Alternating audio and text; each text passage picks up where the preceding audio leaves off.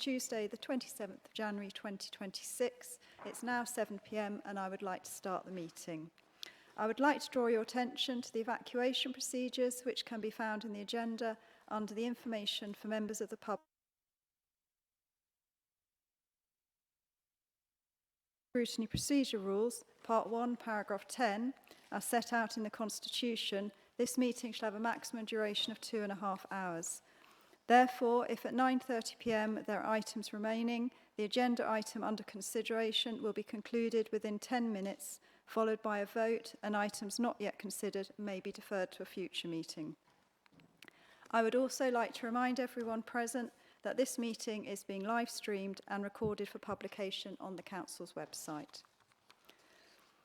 Item 1, apologies for absence. I've received apologies from Councillor Maldoni, who has been substituted by Councillor Sisterson, Councillor Morris-Cook and Councillor Fish. Are there any other apologies? No, thank you. Item 2, declarations of interest. Does anyone have any declarations of interest to make? Okay. Item 3, unplanned scrutiny items and members' right to reference. I've not been notified of any unplanned scrutiny items or members' right to reference. Right, good evening. So item 4 is the Q2. Sorry, Chair, do we not have minutes? We don't, because the last meeting was only 10 days ago, so they haven't been written yet. So they'll be at the next meeting with these ones. 10 days. Okay. So item 4 is the Q2 financial outturn 2025 to 2026 adults and health, which is on pages 5 to 20 of the agenda. So this is Q2, which went to Cabinet in December, just giving us an update on the financial situation of the adults and health. And may I ask Seema to present the report, please? Thank you, Chair. The General Fund, next slide, thank you. The General Fund revenue position for adult social care and health at Q2 shows a 0.605 million underspend against a 45.418 million budget. This position assumes a drawdown from the Better Care Fund Reserve of 2.896 million as agreed with the Integrated Care Board. Next slide, please. The external placements budget is showing a 0.738 million overspend at Q2 and includes a forecast for predicted client numbers and costs to the financial year end. Table 3 in the report provides the placement numbers at Q3 and demonstrates the largest increase between quarters 1 and 2 is in learning disabilities, residential and nursing care.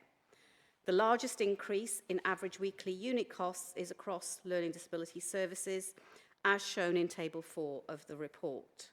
Next slide, please.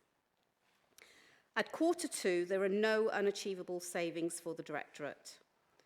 This saving that was unachievable at Q1 has moved from unachievable to mitigated at Q2.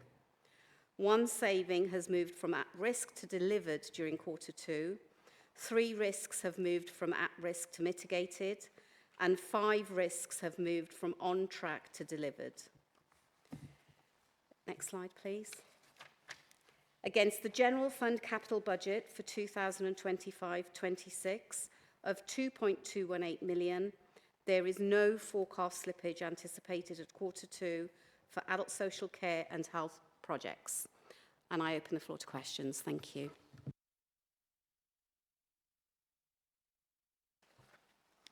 Thank you for the report. I have a few questions and then we'll open up to committee. So there's a few things that might be directed more at Rob.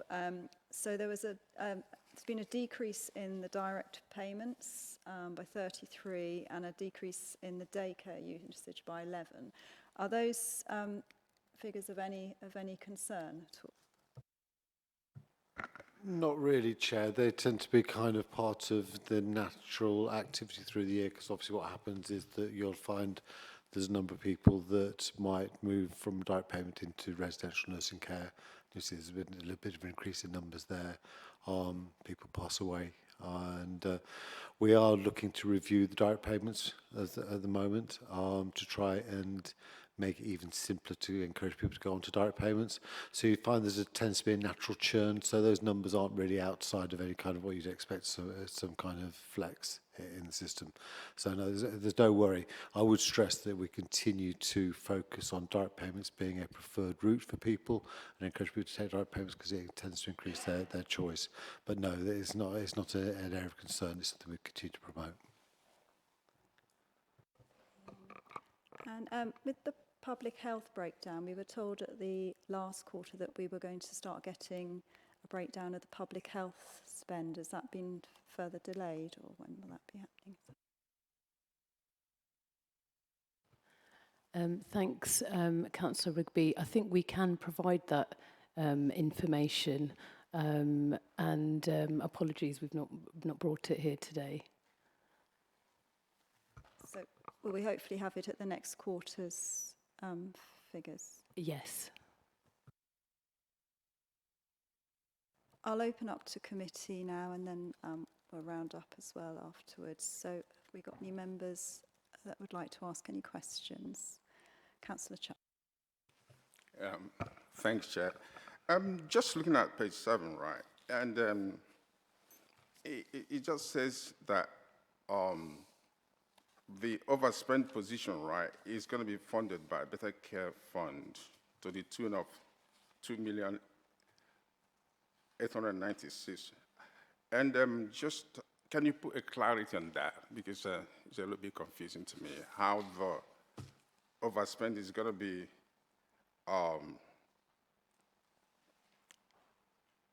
it's going to be taking the money from the reserve for the overspending. Can you put a clarity on that, please? Yeah. So we have an amount in a reserve, which is shown in Appendix 2, the list of reserves. And there is an earmarked reserve for the Better Care Fund. So as we get the funding every year from for the Better Care Fund, what we do is we set priorities with the ICB, and they're all approved with the ICB on certain projects. The ICB will agree every financial year what the priorities are for the funding. We agree them as joint priorities between the local authority and health. And the funding at the year end will sit in the reserve, so any balance that's remaining on the Better Care Fund. So what the Better Care Fund is all about is looking at the pressures that are sitting on the placements budget.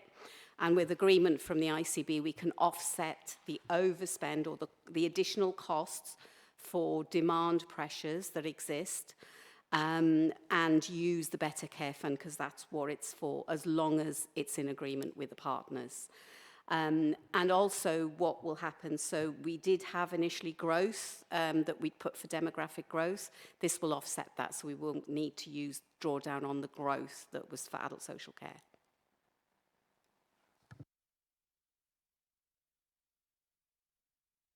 Councillor. Yeah. Can you let us know, I mean, you refer to it as the Better Care Fund Reserve. What's actually left in the reserve for us?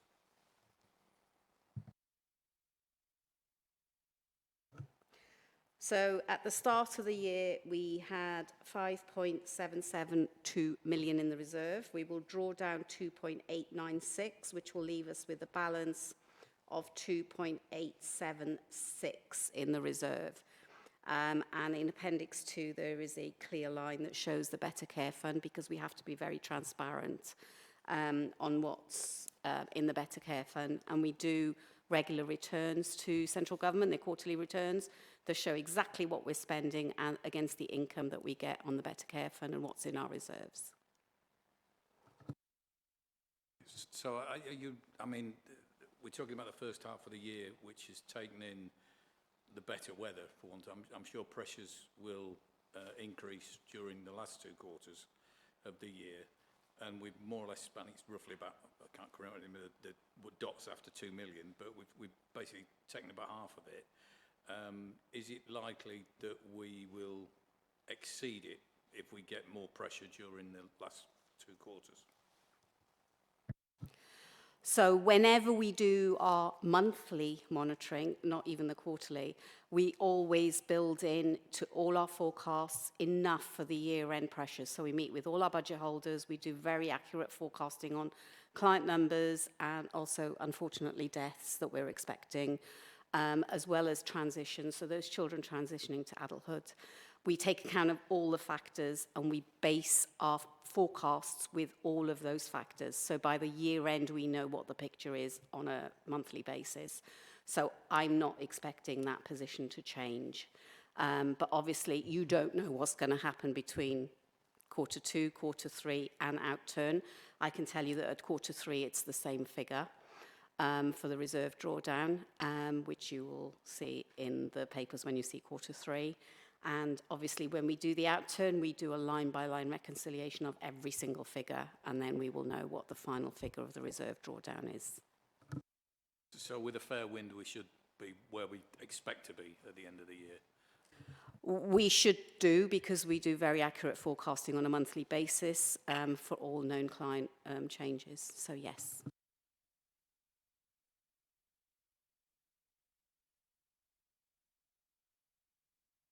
Councillor Chuckley. Yeah, I'm just looking at page 9 as well, and it says the allocation of 0.34 million for supervised toothbrushing funding. I don't get that. Please, can you put more light into that? Toothbrushing funding, what does that stand for? Thank you. I don't know if I'll try and explain this properly unless Ruben wants to come. We have a real oral health challenge in Thurrock. So there's a significant proportion of families that do not have access in that family to a toothbrush. And so we have a very significant oral health campaign which provides toothbrushes to families to ensure, to try and improve the oral health for young people, particularly young people, but all adults. So that's what that funding's about. It's a program to try and improve the oral health of families by providing toothbrushes in the Ruby, is there anything you want to add? No, just to confirm, it is a ring-fenced grant, even though it's very small. We're working with our NHS colleagues, and it really is just that the focus is on oral health. It's actually poor oral health, especially in very young children, is a cause of hospital admissions. So there's a strong focus on improving access to dental care in Thurrock, but also providing toothbrushes to families. I think the idea is good, but it's quite costly. You know, that amount of money for toothbrushing, I think, is a lot.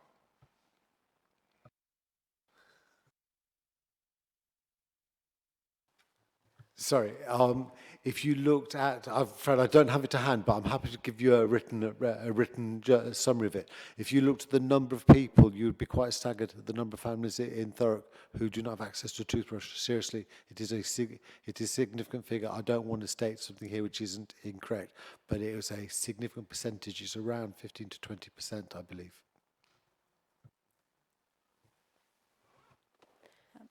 Yeah, just to add that, I guess with we just had a meeting today. This is a kind of the oral health is a priority for us, and we'll be doing more work on that in the coming year. Thank you. Councillor Manuel. I just wanted to make a quick contribution about that point, because on Friday I attended a meeting with the MP, Jen Craft, and it was on this issue of like oral health and how it's something, especially in certain wards, like in my ward in particular, loads of children, don't either have access to a toothbrush or they're not doing it correctly, parents, children, whatever, and a lot of the hospital admissions. I think it was for A&E, like children, one of the highest reasons was because of like oral health kind of problems. So I think, it is an issue that I was surprised to hear about, but apparently does exist. So I'm not surprised that the funding is being allocated towards that, because I mean, if that's the reason why the majority of children are going to A&E, then that's a problem, a challenge, a systemic one. So obviously the grant will help with that, I think. Councillor Benson. Thank you. With regard to the the toothbrushing, what are we judging progress on? You know, we give children these toothbrushes and whatever. What encouragement is going out to these parents to get people to get their children to brush their teeth? If they haven't buying them a toothbrush in the first place, which, I'm not being funny, can be bought for less than £1. So what programme is in place to make sure they are brushing their teeth with the toothbrush? Thanks. I'm really welcome the questions on this, and I think something I'm taking away as a reflection is our role to champion this more broadly and to provide wider information on it. But just to kind of say it is definitely a public health issue and a broader issue. It's part of a broader piece of work with the early years oral health service that we're working with the NHS. There's a wider piece of work, not just provision of toothbrushes, but education to provision of education and training to early years settings, for example, and parents and families. And there's a large piece of work that's been going on and will be continuing till the end of December. And if there's appetite, then we can certainly bring that item to Councillor's attention. Just to follow up, are they provided toothpaste as well? As daft as it sounds, you know, a toothbrush is the cheapest part of oral hygiene, isn't it? I'm not 100% of the detail, but actually I do think there is a broader contract with Let me come in. So, it's underplaying it. Say it's toothbrushes. It is an oral health program. So this is a supervised program. It's toothbrushes, it's toothpaste, it's the education, it's the training, it's the supervision to families, it's the support all around it. And so it is it's a cohesive, comprehensive program. I think.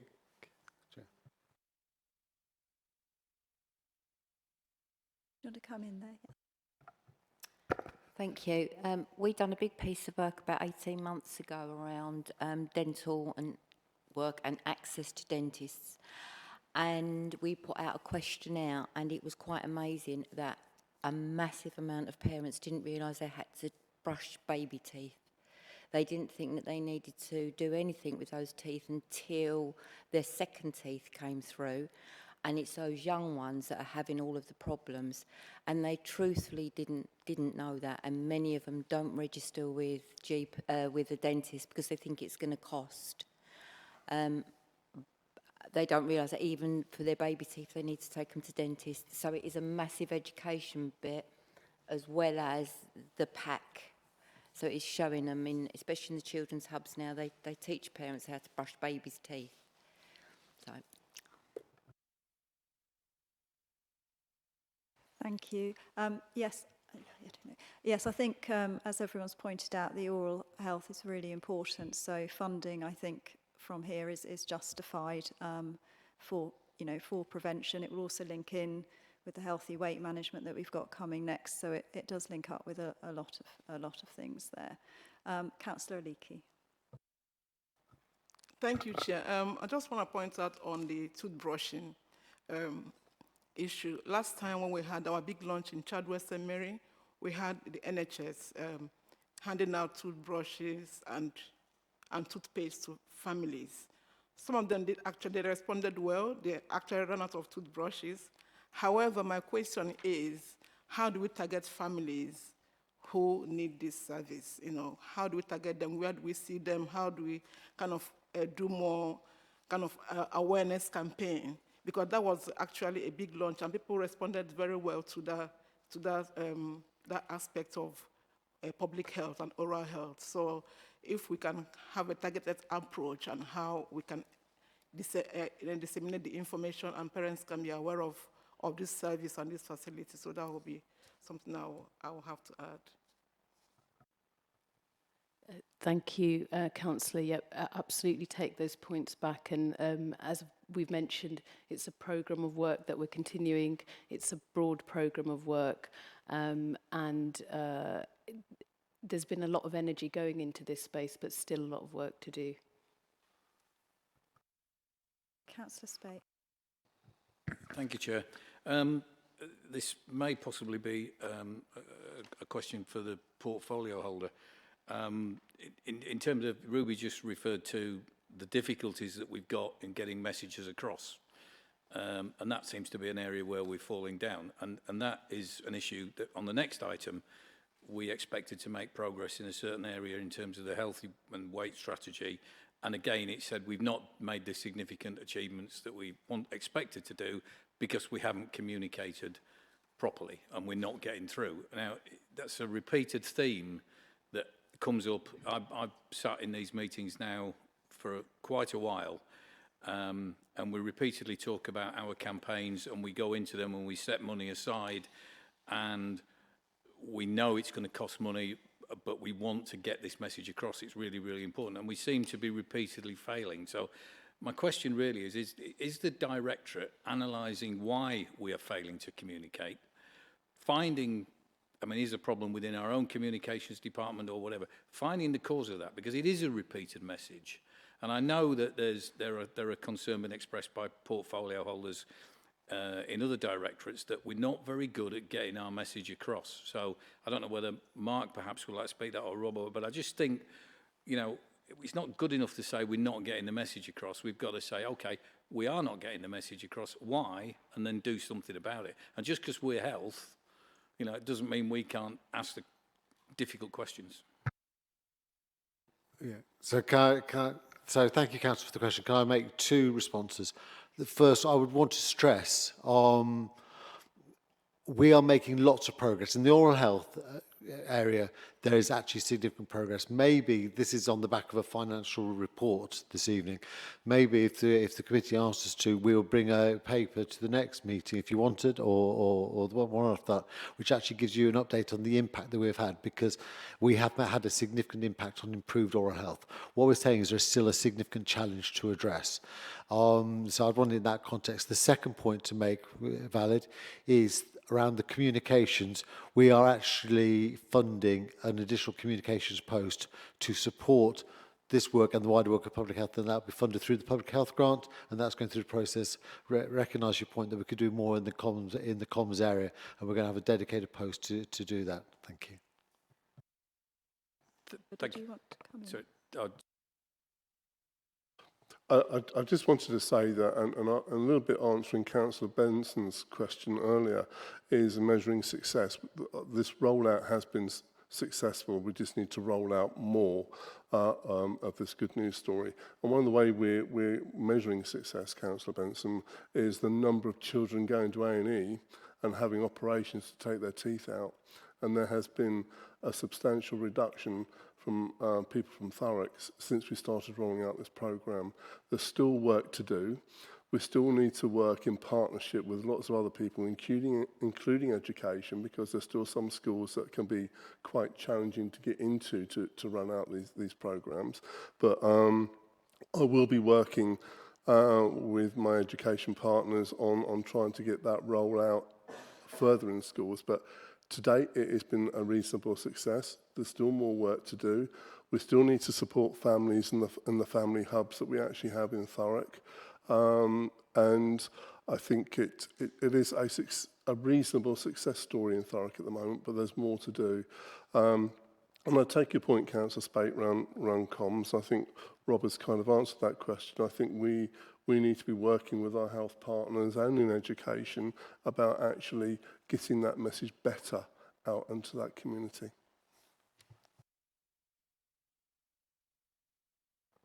Thank you. Are there any further questions from the committee? No. Okay. So if I can go back to the savings trackers, there are quite a few areas that are at risk or being mitigated that are then being subsidised in other areas. So we've got things such as the reablement, dignity and occupational therapy. How sustainable is that, and are these figures being adjusted for the next quarter as well? Yeah, so we've done a further update at Q3, which you will see. The savings that are being mitigated, the assisted technology and the CHC are overachieving their target. So the other savings that are slightly underachieving will be mitigated, they're part mitigated. But there will be an update at Q3, and that will be then in the outturn report, you will see the final. But there is an expectation that all services have to deliver their savings by financial year end. They have no choice to meet the balanced budget. Thank you. And going back to the sort of reserves, I think Councillor Spate touched on it about the ongoing use of the earmarked reserves.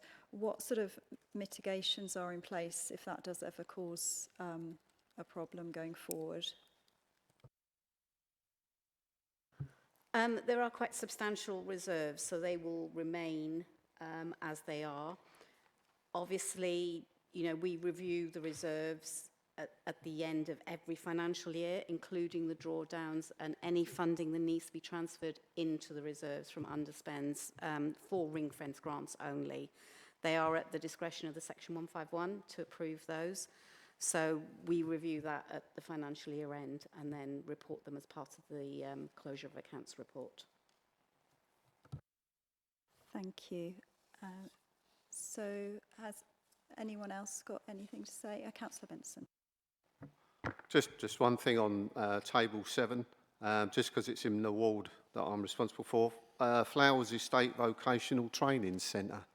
Can I have a bit more explanation on what that is? I just want confirmation. I think I know, but it's section 106 money by the looks of it. So I was just wondering what that was down as. I'm just wondering if that's getting broadband into the Lyme Close community. I am not sure. I will get Not an sure. update because it's only got £1,000. I just wondered what it was down as a vocational training centre for. That was all. I was just wondering I can find what that it was. and come back. Thank you.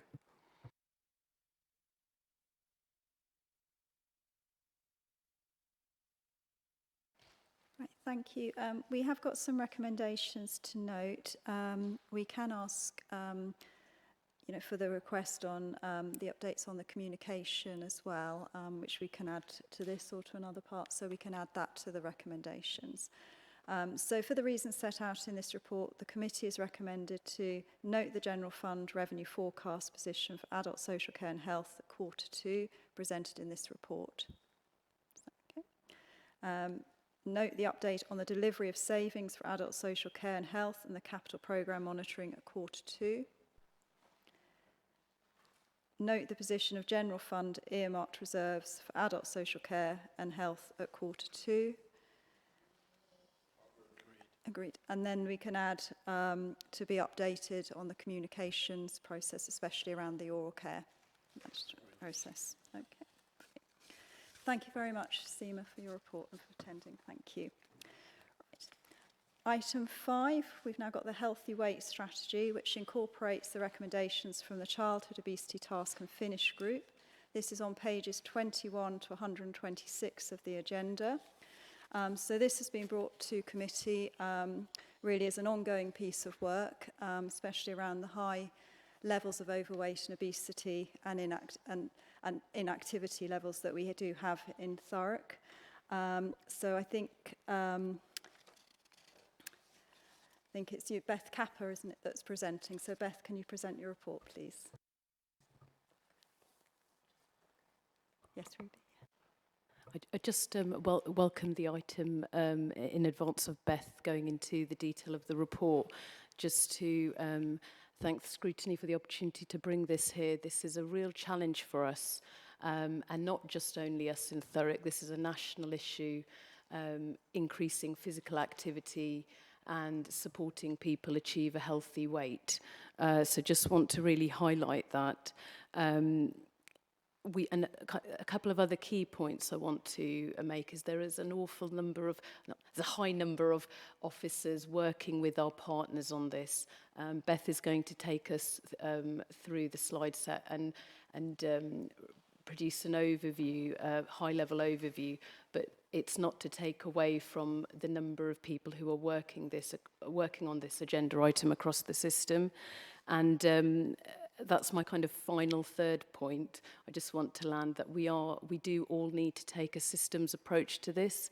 It's a real population, public health challenge, and we're only going to meet this challenge collectively. So on that note, I'll hand over to Beth, but thank you. Thank you. Thanks, Chair. Thanks, Ruby. So I'm conscious that the slide pack or the pack was quite long, and so just put a few headline slides together to give a bit of a kind of overview. So I think people will be aware of the background of where we've come from, including a year ago the Task and Finish Group report with the 16 recommendations. To remind people of the context for Thurrock, so moving on to the slide, we have mapped out the latest National Child Measurement Programme for our wards, and this is our update on the prevalence of children in Year 6 with excess weight. It continues to be an ongoing challenge, as Ruby said, and that is a national picture. Next slide. We can see actually, in terms of the 3-year rolling average, there was some positive indication from last year, but we continue as Thurrock to be above average for our childhood excess weight. So this is a big challenge for us. But that includes, next slide, our physical activity, which is obviously connected to excess weight, both in children but also in adults, and our adult physical activity is also low. And so on the back of our context, we have the Healthy Weight Strategy that was published last year, and that incorporates the recommendations from the Task and Finish Group from last January into an overarching all-age healthy weight strategy. There are 7 priorities in that strategy, and we have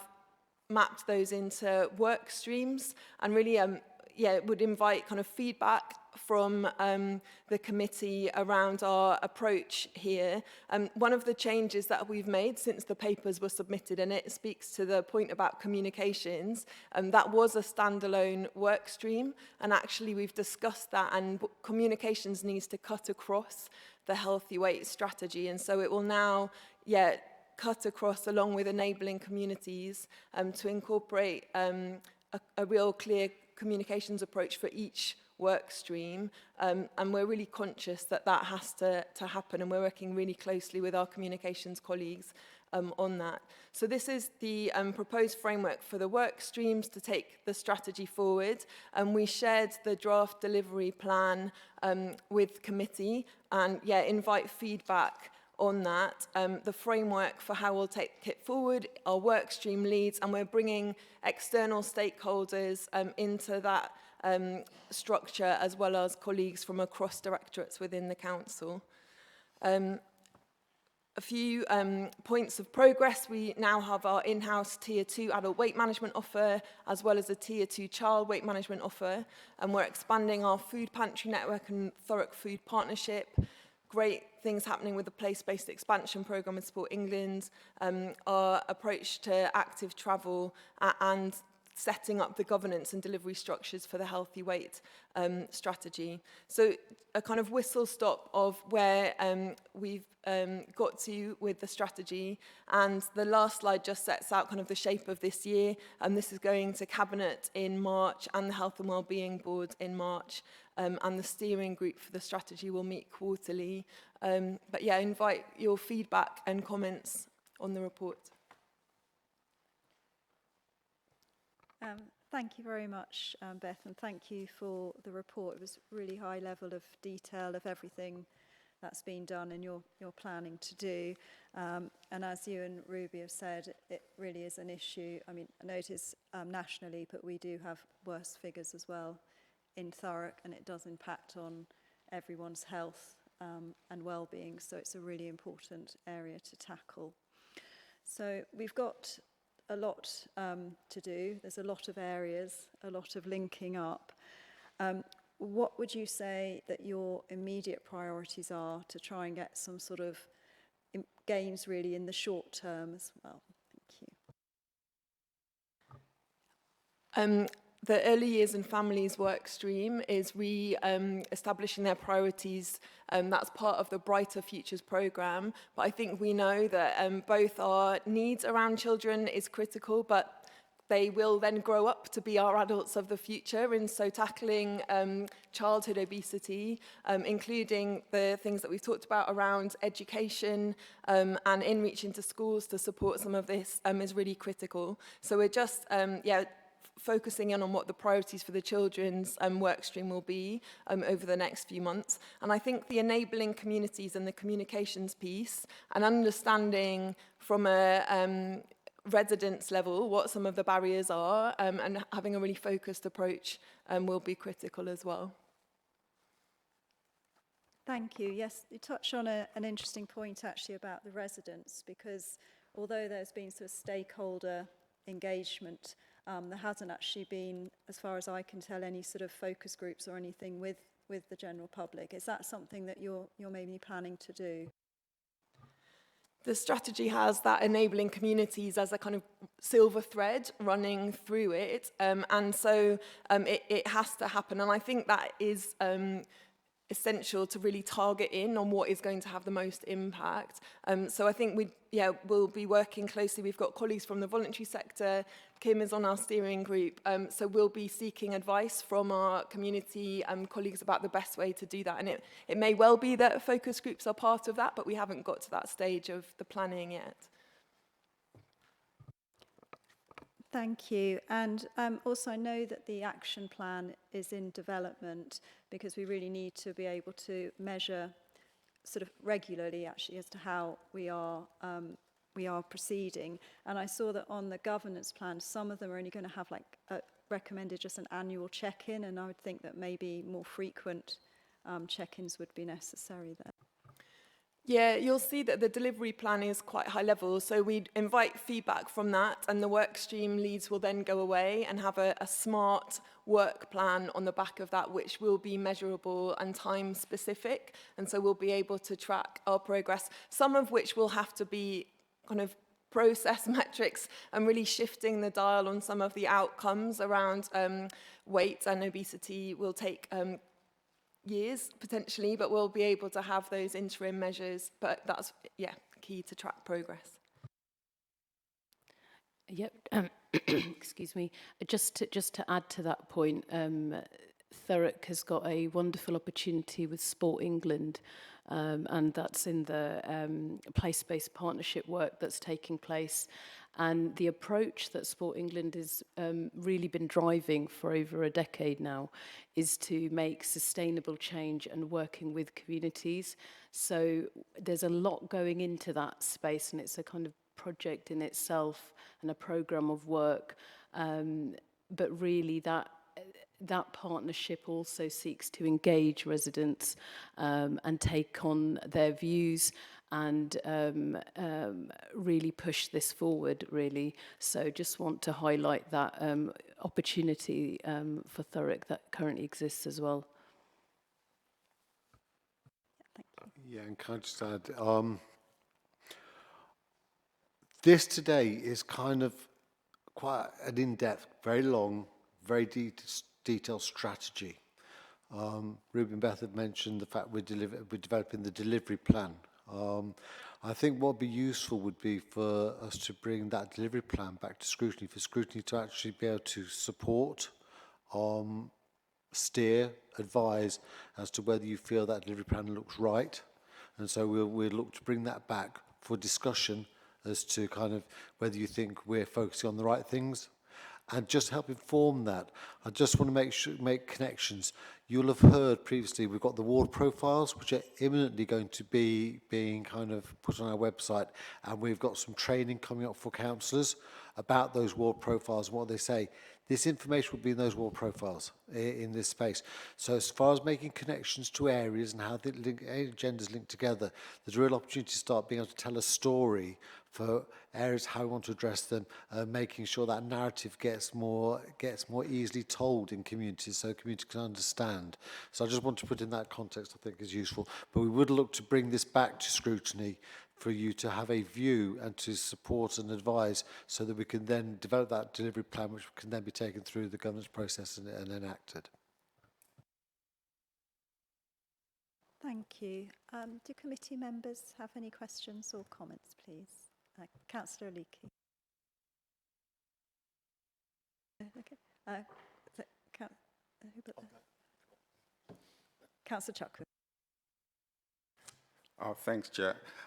Just looking at the report, it says that the physical activity in Thurrock is lower than the national average. And I'm thinking, well, what can you do to improve that? Thanks. So one of our strands of work is that physical activity, active travel piece. So as Ruby mentioned, the Sport England partnership that we have is already making some inroads there around activating our places. So I think you mentioned the big lunches events, but actually making people familiar and comfortable with their park spaces and with the external environment and encouraging people to get out and move more. And thinking about how people might travel to school, travel to work, and having walking and cycling as options available in Thurrock are being explored as part of that. So I think there's quite a broad range around making the environment more amenable to people being out and active and feeling safe in it. And then, things like infrastructure perhaps around cycling or, that. So, sorry, Councillor Chipwood, I always love to tell a story. So, I don't know how many of you are old enough, most of you are far too young, to remember the 1970s. So, in the 1970s, the Sports Council in those days had a programme called Sport for All. You remember the little symbol? It was about trying to promote mass participation. I worked for the Sports Council at the back end of that. And I worked at the Sports Council at the time whereby they put sport for all to one side and they focused on elite sport. It all became about performance and trying to get the medals. Then what they did was they introduced UK Sport, which does that elite sport. And Sport England, as now, has kind of, as life, if you stay long enough, goes round circles. So Sport England is now really wanting to promote that sport for all concept much more. And so that's where the funding that's coming to Thurrock through this £1 million that Beth and Ruby are referring to is going to be targeted on sport for all for across that for direct, focus on direct communities. And it does link into the fact we've got a significant growing population in Thurrock. We're going to be building new developments. We need to design into those new developments kind of sustainable travel, cycling, walking, and we need to support the voluntary sector and sports clubs, and there's a whole raft of things that funding could be useful. So, just to give you a bit of a context there's a direction of travel which is nationally around trying to just promote active engagement, because society's different now from 50 years ago when I was younger. Everyone does this with their social media, and there's all those kind of challenges. So it's a different challenge we're facing, but we're looking at creative ways to address it. Ruby.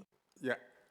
It seems you're going to require a lot of volunteers, to support the program.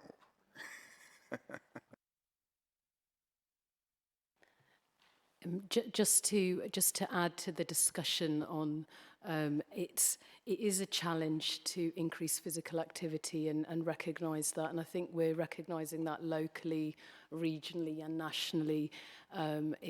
That's probably why there's so much energy going into this from so many different places. But just to also give you assurance, there are some projects such as Beat the Streets, which is for children and encouraging them to walk more, and also introduces the idea of it being a game and play, which is really important for children and young people.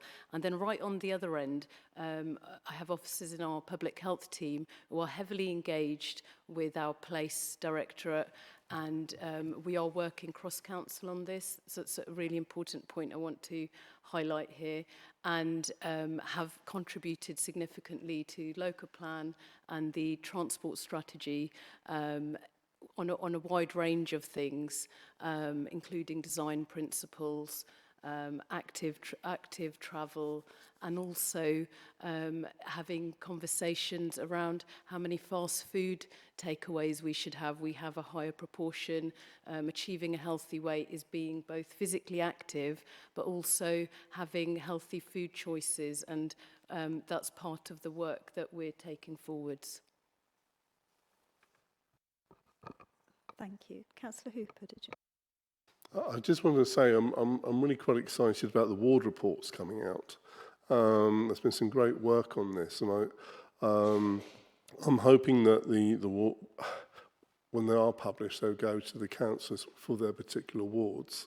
And I'm keen, and I'm opening it up to councillors if they want me to work with them in terms of their ward reports and look at how, because councillors know their communities well, to see how we can best use money to help encourage people to lead healthier lives and reduce things like weight. So encourage activity. So I'll be really keen to sit down with councillors and actually look at that. So that offers on the table once that report comes out. Thank you. Councillor Sister. Yeah, thank you, Chair. I'm sorry, is that okay? Actually, Ruby just sort of picked up quite a few things because to do with working with place, because obviously there is a lot can be done together. So like the Beat the Street in Averley, where I am, and Ockenden, it was really popular. And when it finished, there was people asking, oh, when's it coming back? And things like that. So that's good, you know, it's good to hear that is coming back. Active travel, obviously, I think it is something that in the planning process it is crucial that there is options for cycling and for walking and for public transport as well, so people aren't car dependent. And I think that is happening, you know, definitely.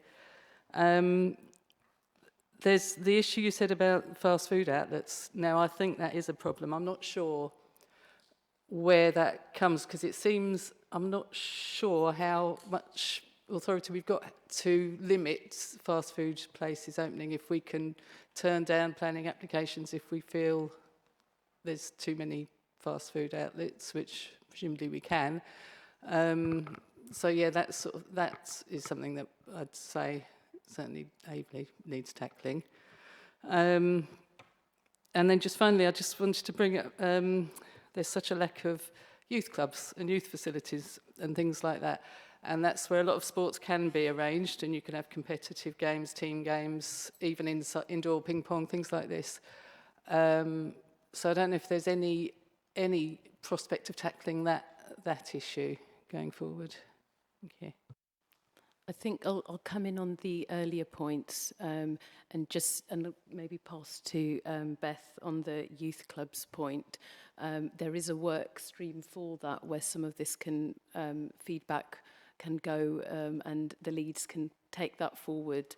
But certainly on the fast food takeaways, it's recognised that there are areas where there's a higher proportion.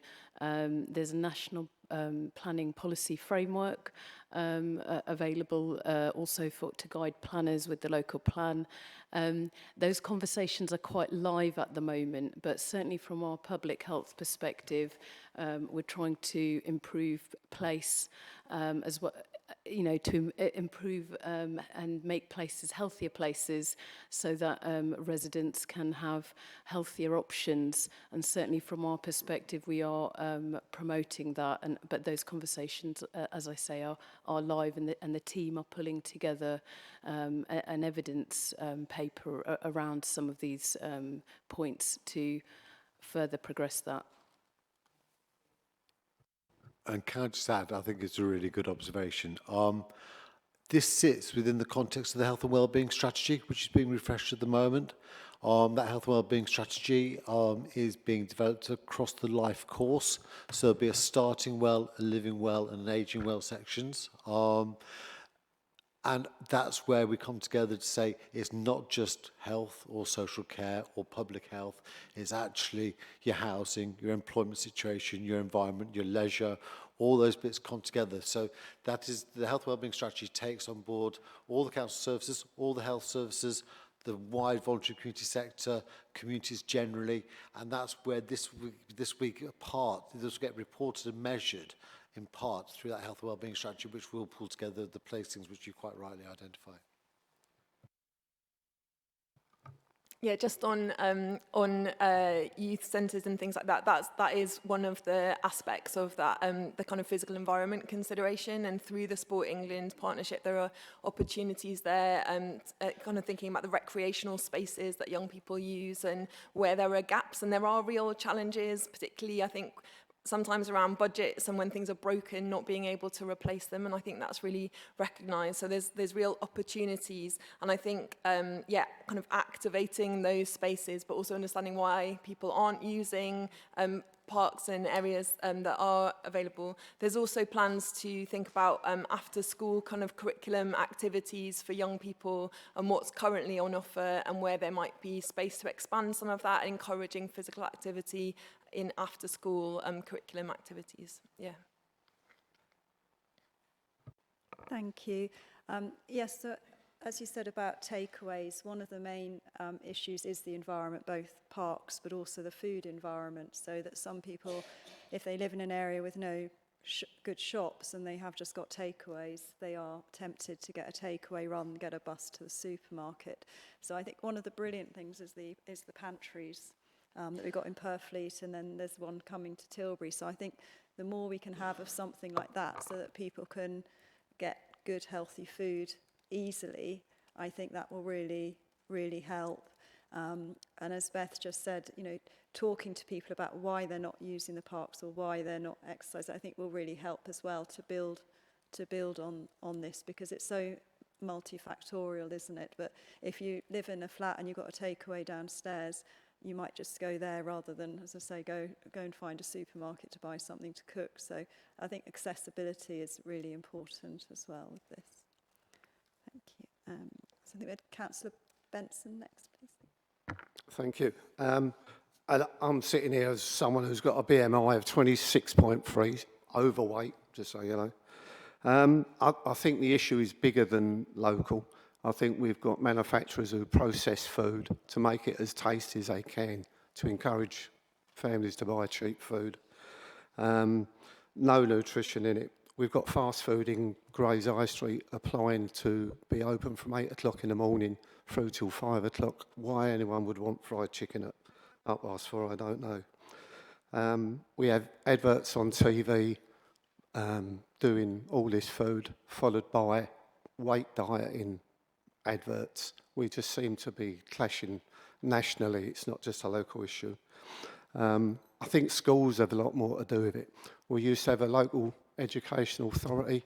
98% of the children would walk to school. They'd all go to your local catchment.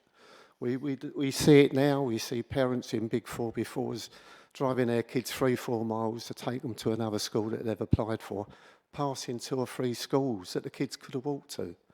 I think we've got real big issues, and it's nationally rather than just local.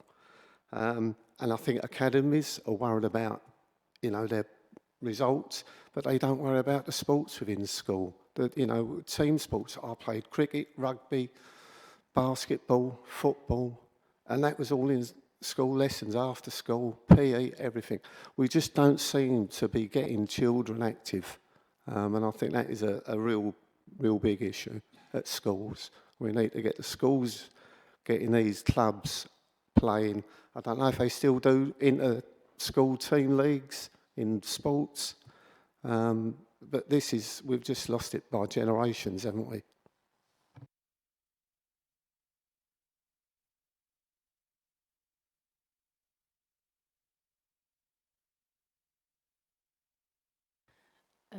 Thank you, Councillor Benson. And yeah, I completely agree with you. It is a really challenging issue. Some of these issues are being looked at through various other groups, national groups, the Faculty of Public Health, the Association of Directors of Public Health have particular groups that are trying to take on some of these kind of broader national challenges. The other point about the schools is we also recognise something I've heard, that we need to do more with schools. So from a public health point of view, we have got lots of areas that we would want to engage schools and children and young people. And so this is one area. Immunisations is another area, and there's a few others as well. But it's a kind of broader conversation. There is a lot of work going on with one of the work streams that focuses on children and young people in the work programme, and certainly, you know, we'll feed your points back to that group as well. But they are the lead for that area is also linking in with the Brighter Futures strategy, which works closely with the Children's Directorate as well to make sure there's join up. Thank you. Yeah, I mean, Councillor Benson, we did, as part of the Childhood Obesity Task and Finish group, we did look into work with schools and supporting government frameworks that, you know, supported healthy living. It is very difficult with schools. We have some influence and recommendations, but ultimately it is up to them what they do. But we did, you know, acknowledge that, and it is part of the recommendations that came out of the Task and Finish group, was to try and get, you know, schools to encourage physical activity and also healthy meals as well. That was one of our recommendations. And the national, you know, level, there are things like the sugar tax and things like that. So there are, obviously it's a massive issue, isn't it? But I think what we can have direct influence on locally as well is important, whilst also trying to do things. It's getting everything, isn't it? But it is a huge issue. Yeah. Thank you. Councillor Day. There's been a lot of talk, obviously, about healthy eating, exercise, well, but I haven't heard anyone really talk about cooking. I mean, have you got any plans for when you engage with the public at these hubs where you do where they can pick up food, etc.? If there was maybe a time spot between 4 and 5 where they could be taught to do a stir fry or something, you know? And so it's not just about, exercise. Well, most kids are on the phone. Why? They're just staring at screens. I mean, should we be banning children from chicken shops before 6 o'clock in the evening? I mean, how far are we going to go? Is it really? Are we, as a state, trying too much?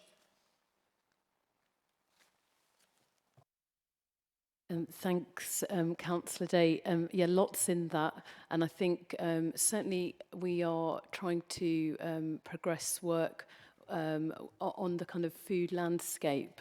And we're recruiting into a post to do just that, to look at the broader food landscape and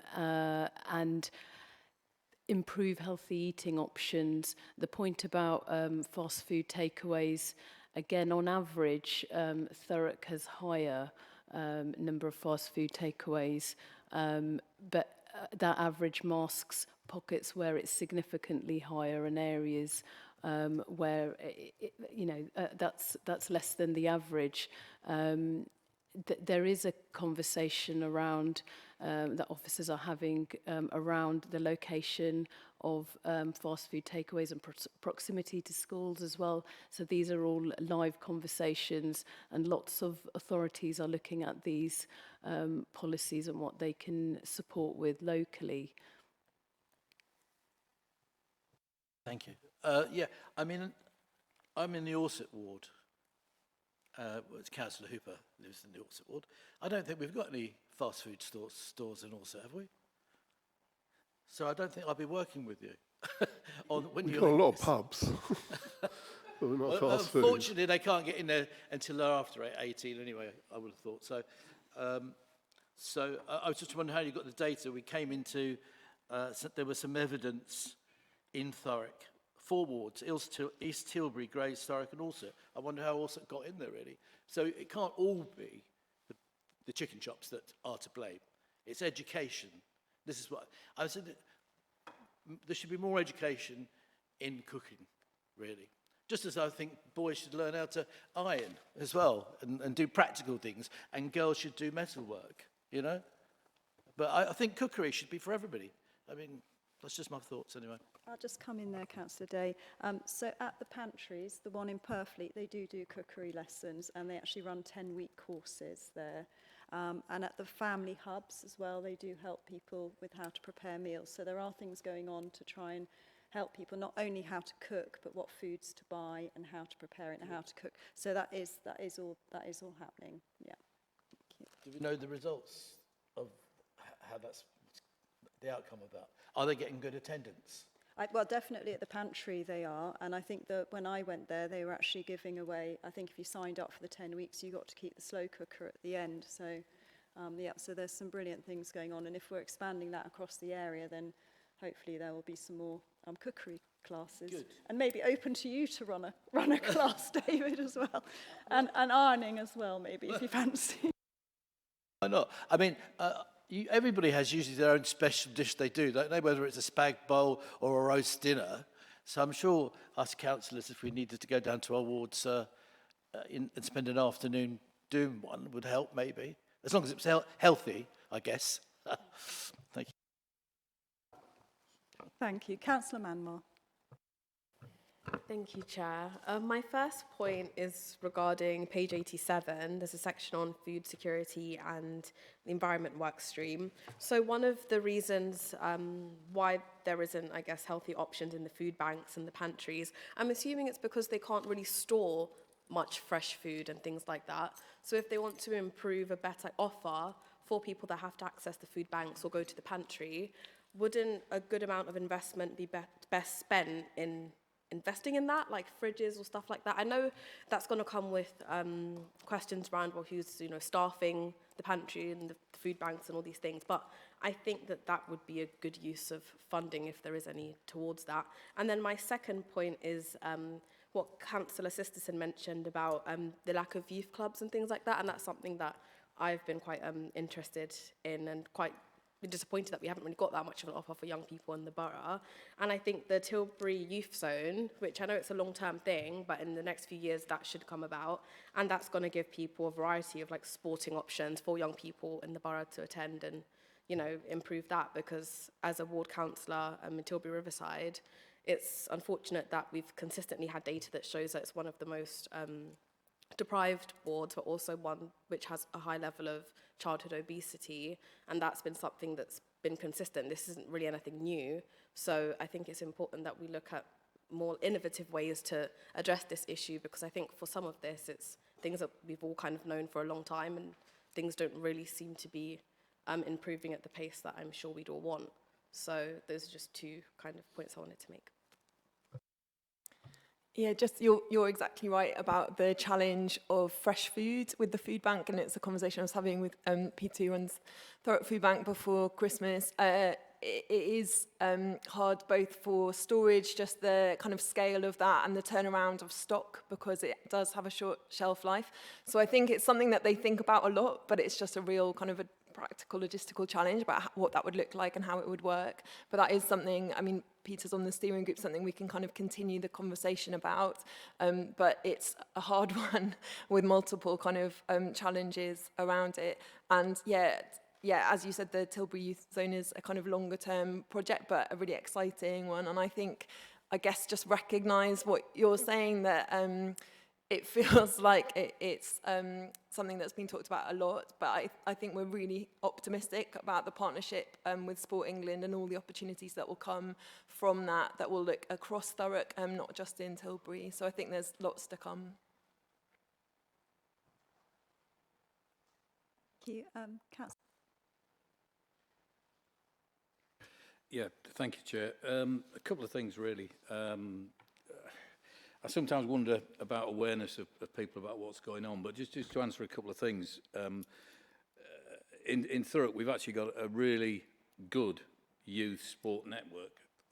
Our football teams are There are many of them, and many of them are very successful. You only got to go and look at the local parks. There's a lot of kids out and about on a Sunday and a Saturday training. Rugby, equally enthusiastic, big numbers, not just at Thurrock Rugby Club, they're at Thames Rugby Club, they're at Stamford Rugby Club. Athletics, they're very successful. We recently had a cross-country champion come from one of our clubs. 50 kids from Thurrock Swimming Club went to a national championships just a couple of weeks ago and all came back with medals. So there is a lot happening for youth, for kids in our borough. Unfortunately, much of it is happening outside of schools because schools don't really engage anymore. There is a primary schools youth league, and I know that because my son coaches one of the teams in it, but I've got to be honest, it doesn't really stretch the kids a huge amount. But there is a relatively successful thing there. But that is the reason they've moved out of schools is academisation, which I'm then going to touch on my next. We've just spent time talking about schools and education and whatever, but Thurrock Council has just decided, or the Cabinet have just decided, to scrap Thurrock Council's input into the school meal system. We are making people, or we will be making people redundant. We're handing the management of food in schools back to the private sector, back to the academies. So we're taking our ability to control and influence away, and that's a decision that's gone through and been rubber stamped. I find it very disappointing, and you know, but it's the way the land lies these days. Again, Cece just talked about the youth zone. Well, to build the youth zone, we've torn down a sports facility in Tilbury, and the youth zone has got enough money to fund it for 2 years, and then they're going to be coming cap in hand to this council to pump in hundreds of thousands of pounds a year, and that's a fact. Not just speculation, that's a written fact. And if that doesn't happen, then they're going to cut down on activities at the youth zone, and it will only be open a minimal amount of times during a week. So all these things are happening around us, and they're all relevant. But the point I would make as well, I would ask that can this debate now be replicated at Children's Services? We've just spent 75% of this debate on this subject talking about children. Well, you know, we need to engage, the Children's Services Committee needs to, ONS Committee needs to engage on that as well. So can I suggest you take this and you ask the counterparts over there that they have a similar debate, because they've actually got more influence than we have, really. So I don't quite understand why we've gone into depth on it to the level that we have and discussing metalwork and ironing when we've got these guys who've had long days working within the NHS waiting for us, and they're getting shoved back and we'll probably end up running out of time. But you know, I think this should have either been a joint meeting with children or raised just with children. Anyway, that's just my view. I'll just come in there, Councillor Spate. I think one of the reasons we're focusing a lot on children is because it starts with the young and children, you know, well, from pregnancy, really. And it's all, so that how we're only going to break this circle by investing in the children. Children will develop their eating habits, their taste habits, and so that is why it is so important. It is a health matter, a public health matter, and that's why it is at this committee. Quite happy for Children's ONS if they want to consider it as well, but I think it is important that it is considered here, because we do need to plan for the future, and instilling these healthy eating habits and activity in children is the way it's going to progress going forward. Thank you. I'll pass over. Bethel Ruby, if you want to add in. Excuse me. Yeah, just to add to that point around, it's great to hear that there's so many good examples of how children and young people are being really active. I would say, again, across all the age groups, the greatest health benefits are for those who are inactive becoming active, and that's where the greatest health gains are, and improvements to individual and population level health and well-being. So, and I think that's part of the challenge, getting those people and those groups who are less engaged with the opportunities currently available and working out what would work best. And that's at the heart of tackling some of the kind of underlying inequalities. Thank you, Ruby. And as you mentioned, the getting people active, we have, as you mentioned, we've got colleagues kindly come from ICB and EPUT today. There are mental health benefits with being healthy weight and with being active. I think activity does reduce rates of depression and anxiety. So it is linked in with many important health issues. Yes. Chair, I don't devalue the subject matter at all. I think it's massively important. And indeed, if you remember, I think it was me that probably instigated the obesity task and finish group a couple of years ago. But, you know, I just find we're somewhat hypocritical as a council. You know, the Cabinet decided, because it was not a statutory duty, that we would get out of the school's meal market.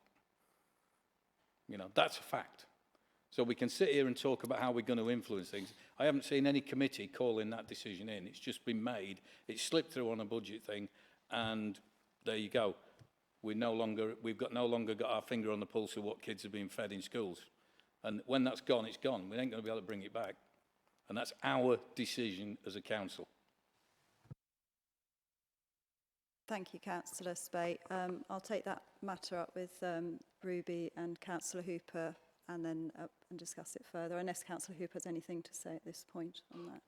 I do think we need, I must admit, with this portfolio, I do find schools a little bit frustrating. Because there are a number of programs I'd love to run out into schools, be it sort of like drug awareness, for example, and really keeping people fit and healthy, tooth issues, that just, and sometimes it's really hard to get into some of these schools, partly because of the academy. And what I will take away, Councillor Spate, is I will go to my counterpart in education and see if we can bring this forward into education services to see if we can open up some of those doors. Because I feel a little bit of the frustration myself when I work alongside health colleagues trying to run programs out. The question I have, in terms of education, I may be speaking out of term, is are we really making rounded individuals? We seem to be doing point scoring on an education level rather than thinking about the broader person. I'm not saying that they're not important, but I'm just expressing a more of a personal view, but I will actually take that away and I will talk to my counterpart.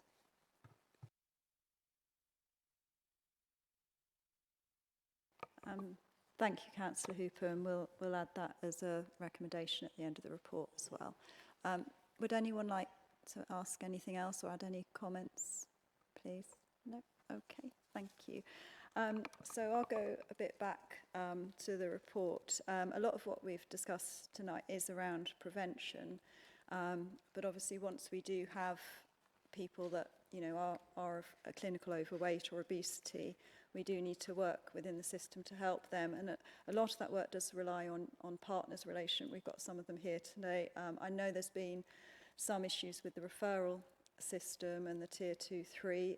Can you update us on where we are with that, please?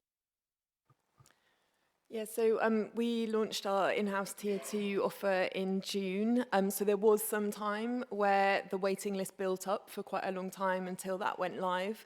But we've really got that waiting list down. And we are in conversations with the ICS. I think when they revised the Tier 3 eligibility, we had discussions about what the kind of interface of the Tier 2 to Tier 3 looks like. And we are still kind of discussing that with them. Yeah, we have promoted now our Tier 2 offer to primary care, really made explicit what that referral pathway looks like through the clinical engagement group. And we did that collaboratively with the ICS, who talked through the Tier 3 offer. So we kind of presented it as one team. I think there's a real need to look at the integration of our weight management pathway, and we are, talking actively to the ICB about that. So I think recognise it's been a challenge. I think we're improving it, and clarity about that referral mechanism and just promoting our in-house service now is part of that. Thank you very much. Are there anyone else like to raise anything? Okay, lovely, thank you. So we'll move to the recommendations. So the two we have in the report are Note the Healthy Weight Strategy 2025 to 2030, Appendix B, with its governance and delivery plan, Appendix C, and give their commitment and support to it. Is that agreed? Agreed. Yeah. Note the childhood obesity recommendations update report, Appendix A, and provide any feedback on progress to date and plans for continuation through the Healthy Weight Strategy Delivery Plan. Okay. So I've got a couple of suggestions to add. Rob did mention about the steering group. So I would suggest that we have on that the steering group report back to committee on the governance and delivery plan with detailed actions and results. Has anyone got any comments on that? Is that acceptable? Okay. Is that okay as a recommendation? Is that good? Yeah. And also to address the issue with accessing and working with schools on education as well. And we can add that as an extra note there. Is there anything else that anyone else would like to add to the recommendations at this stage? Okay, that's great. Thank you. Thank you very much, Beth, for presenting tonight, and to all your colleagues in public health for their work on this, and we look forward to hearing more. Thank you. Okay, so we now move to item 6, which is the Mid and South Essex Integrated Care Board update and mental health provision changes. This is pages 127 to 128 of the agenda. I do suggest we make a slight change in the layout of the agenda items. Agenda items 6 and 8 are closely related. So if we hear item 6 and 8 and then end with item 7, if that's okay. So this is coming as there's been some changes with the procurement around the mental health, and may I ask Tom Abel to present the report, please? Yes, thank you, Chair. So I thought I would just do a quick verbal update around some of the changes which are going on within the ICB, building on the conversation we had, I think, last time I was at this committee, and then I'll talk a little bit around talking therapy services locally as well. So as I updated last time we met, clearly with the government announced last year a change to the role of ICBs moving forwards, alongside a requirement for ICBs to reduce their running costs. As part of the response to that, there was the decision to reduce the number of ICBs across England, and so we are currently in the process of transitioning from the sort of the 42 ICBs we have at this moment in time serving England to 26. For here locally, that will mean the creation of NHS Essex, so bringing together what is currently Mid and South Essex ICB with West Essex, which currently sits with Hertfordshire, and North East Essex, which currently sits with Suffolk. We remain on track to transition to that new organisation on the 1st of April this year. Alongside that, we've clearly been working to respond to the requirement to reduce our running costs, and so we closed our staff consultation 2 weeks ago to basically setting out what we propose the new structure of the organisation to be. We will outcome that consultation next week, and then we will follow an appointment process so that everybody who currently works within the 3 ICBs knows their status by the end of March. So we remain on track with that as well. Alongside that work around the structure, we have also been very mindful to make sure that the way that we design and resource the organisation is such that we can ensure that we deliver on all of the statutory responsibilities that we have as an organisation, but equally also address some areas where we know that we've had weaknesses in the past. And so when we come on to the item around primary care, one of the things that we know that we have not had sufficient capacity and expertise within kind of the whole area of estates, and our ability to really drive forward comprehensive estates improvement work, which we know is, a key enabler to sort out some of the challenges that we have locally here in Thurrock. So that's broadly where we're at in terms of the organisational change process that we're going through. Alongside that, I've included within the slide deck our initial thinking about how we'd like the ICB to work for comment and feedback from partners, and so the 6 Cs. And also within that, we do feel that there is a really significant opportunity for us as an organisation to think about how do we engage differently with the voluntary and community sector in our work as we move forwards. And so we've set out within the document, we're currently going through a process of engagement with the sector. We had our first event, which was supported by the Essex Community Foundation in Harwich last week, but we've got 2 more of those. So we've got one in Harlow next month and one here in Thurrock in March. And that's really to think about how do we reset the way that we work with community-based organisations and work more effectively with them, and really think about how do we promote collaboration within the sector and between the sector and the NHS to deliver better outcomes for local residents around some of the sticky and difficult issues that we know that we have to face up to, because I kind of truly believe that actually in many cases the voluntary and community sector is much better placed to do that than, say, some of our statutory services that we have at this moment in time. Finally, a big area of work for us is around the creation of the Neighbourhood Health Service, which is set out within the 10-year plan for health.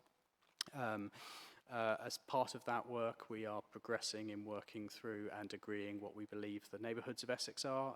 Here in Thurrock, we don't think that that's going to be significant change from the current neighbourhood-based teams that we've got at this moment in time. But as we move into the new financial year, we will start to explore what does that begin to look like in terms of the contractual arrangements for the establishment of the Neighbourhood Health Service, and that would be something we very much want to do in partnership with local authority colleagues. The way that we see that falling out is probably the first piece of work that we want to do is develop and agree what we're calling the universal service. And so what is it that every resident of Essex can expect locally from the NHS in terms of, so what is it that they can expect from general practice services, what is it they can expect from community health services, and so everybody gets a consistent core service from the health service. And then alongside that, an additional kind of effectively segment of kind of support where there are particular needs in particular communities and where we might need to do something slightly different, the ability for those neighbourhoods to be a bit more flexible in terms of how they respond to that need, because we need to challenge and remove a lot of the unwarranted variation we've currently got in core service delivery within the health service, but equally also we know that different communities will need different levels of support based on their demographics and the community assets and things like that that exist locally. So that is also a significant piece of work for us. And then finally, the last area that we'll be looking at is what do we need to do to improve the core delivery of some of our more specialist services that we have locally. So I know that you had colleagues from Mid and South Essex Foundation Trust, I think, at the last one of these meetings.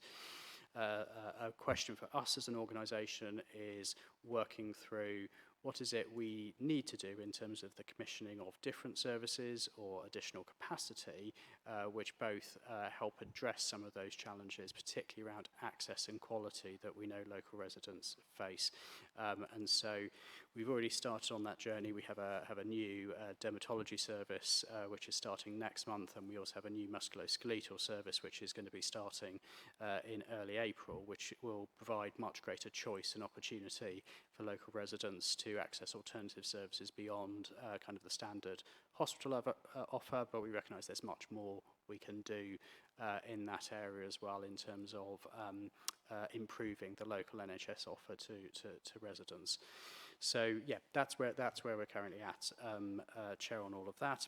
There's also a briefing paper alongside this around the talking therapy service, and so Mid and South Essex ICB went through a procurement process last year looking at the future of talking therapy services across Mid and South Essex.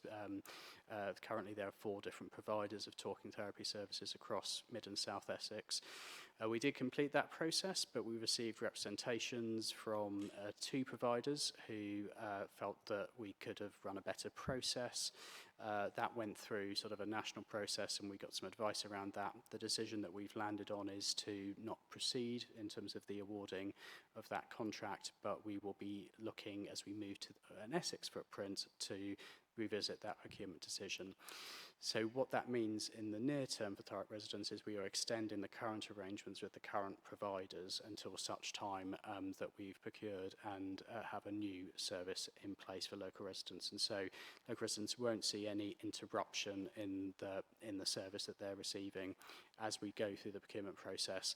Clearly, we'll see what where that ends up, and then obviously we'll come back in terms of any future decision making. But the talking therapy services will be maintained with the current provider for at least the next year, if not beyond, depending on how long our procurement process takes.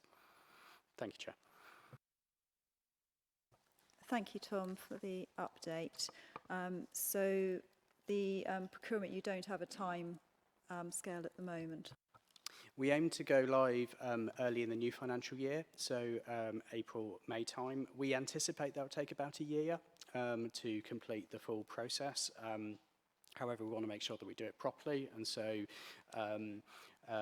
the new procurement selection regime regulations that we operate under does mean that sometimes these procurements are taking slightly longer than we would anticipate. So we think the soonest it would be within 12 months, but it may take slightly longer as the procurement process plays out. Thank you. So during that time, there won't be an increase in waiting times or any issues there. I did actually look on the Thurrock Mind site today, and they've stopped taking referrals for talking therapies. Has that caused an increased demand your end? So I think there's been some demand. However, we know that we do have sufficient capacity within the MPFT Commission Talking Therapy Service to make sure that people can access services. One of the areas that we know that we need to work on with actually most of our current providers across Mid and South Essex, and I think it's no different within Thurrock, is that although the first appointment time is, we're seeing that first appointment happen in a reasonably good period of time from initial referral, the follow-up appointments are taking longer than we would expect in some instances. And so one of the areas for focus, whilst we've got the current provider arrangement, is going to be working with those providers to make sure that people are getting their follow-on appointments in a reasonable time period, and there isn't a big gap from that sort of initial assessment through to their ongoing treatment. How is that being achieved? Well, we have contractual arrangements and contractual KPIs. So we're working with those providers to make sure that they're delivering on their contractual expectations. And indeed, we have one provider who is achieving that. And so where there's the opportunity to share learning from how that provider organises the way that they deliver the service, we'll be sharing that with our other providers. Thank you. Have we got any questions from committee? Councillor Spade. Thank you, Chair. Tom, thanks for those words. But I find myself sort of in a bit of a dichotomy because I'm not quite sure how you can square a circle. We've got two MPs, and I'm talking about acute care, which falls under your remit. We've got two MPs in Thurrock who have publicly written to the government saying they think what's happening is not good enough, and they're calling on direct intervention. Councillor Hooper, who is with us this evening, joined that message to the government. And basically, if you were to go and look at the CQC assessments of the performance of that particular hospital and the hospital's trust in general, it's failing on so many levels. And yet, you come here tonight with what is ostensibly a very upbeat prediction about how your changes are going to make it better. And I just don't really see how you're going to do it. I mean, when something is as damned as Basildon Hospital is, by such esteemed people as MPs and the portfolio holder for health, I'm a bit of a loss when I get a differing viewpoint from yourself. So, is Mid and South Essex Foundation Trust as an organisation significantly challenged? Yes. I think the risk in these situations is that you said it's impossible to solve it. And I don't think that's right in terms of I don't think there's any problem that is irresolvable.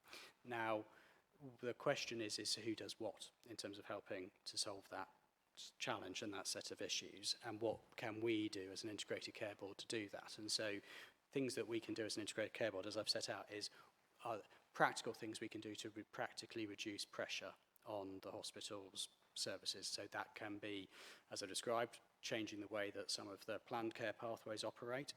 Equally, it can be things that we can do in terms of improving the way that urgent and emergency care operates. Me and Kim were talking earlier, but we have seen a year-on-year reduction in the number of people being admitted to hospital as an emergency. We've seen we've virtually eliminated delayed discharges from hospital through the various partnerships that we've got with local authorities, the NHS, and organisations, community organisations locally. So we can do those things, which will be an improvement for some patients. Now, we will work with the Care Quality Commission, and we will work with NHS England and DHSC as the regulators of that organisation to understand what more needs to change. And so, and does lots need to change? Yes, of course it does. But we can do practical things now on the ground to try and start to make a difference for patients. And so that's what we'll be cracking on with, whilst some of those wider, deeper conversations about the organisation progress in the interim period, if that makes sense.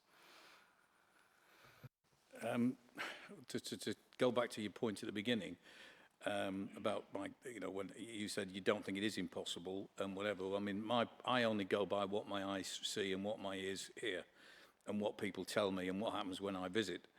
And I've been in Thurrock since 2004, and the hospital, Basildon Hospital, was in a complete mess in 2004. And you were among the people who were brought in to try and sort it out. And here we are, 20 odd years later, and the hospital is still in a mess, by, I think, everybody's admission. And then you talked about, for example, we made progress in discharge and this, that and the other. And yet this very committee met only a few days ago, and Kim made a very fluent presentation about how poor discharge has been, and the optimism for the future remains muted.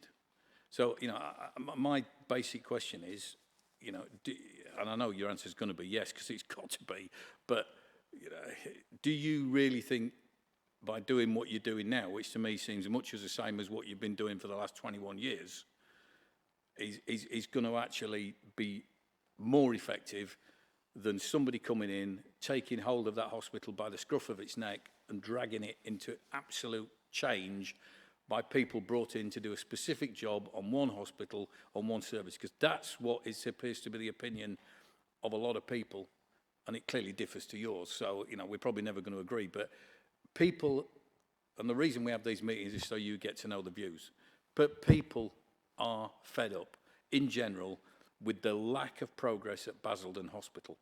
They really are. Now, don't get me wrong, there are amazing things that happen at Basildon Hospital, and whenever we write a negative story and you see it in the social media comments, you'll get just as many people saying, yeah, but my Auntie Ina went in and she was brilliantly looked after and this was great and this was great. And that's not disputed at all.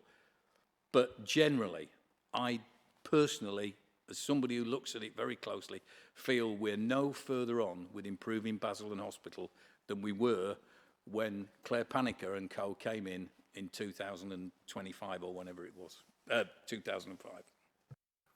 So I think the answer's, it's not an either or, is it? The answer's probably both in some sense, in terms of, so there's things that we need to do to make sure that the NHS overall works better, which will have a positive impact on hospital services.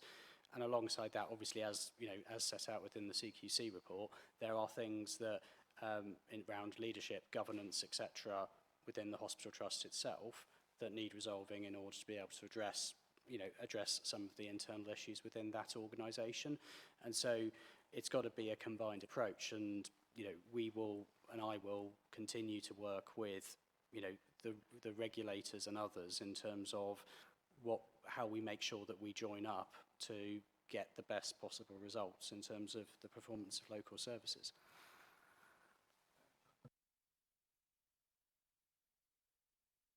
Councillor Leakey.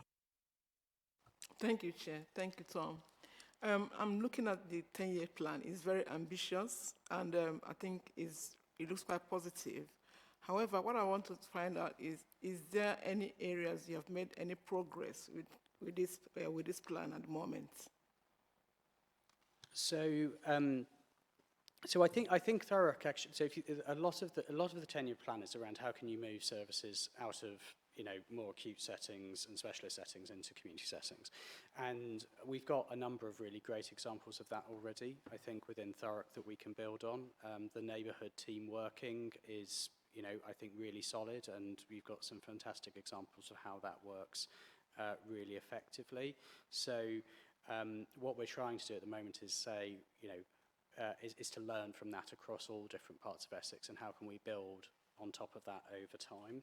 We also have the risk and the opportunity, I guess, of local government reform here in Essex, and so thinking about once we know the footprints of the new unitary authorities, working through where are the opportunities for us to increasingly join up our commissioning activities between the health sector and our local authority partners. So we can actually address some of the issues we've spoken about today, actually, in terms of how can we get the very best out of the Better Care Fund, how can we join up our weight management services and so they're much more seamless, and there isn't the sort of the cliff edges that we have at the moment, and how can we work on issues around estate and the asset base that we've got locally across the public sector to improve, local facilities for the delivery of healthcare. So I think we've got some small examples. The challenge for us is how do we scale it up consistently across, all parts of Thurrock and then all parts of Essex.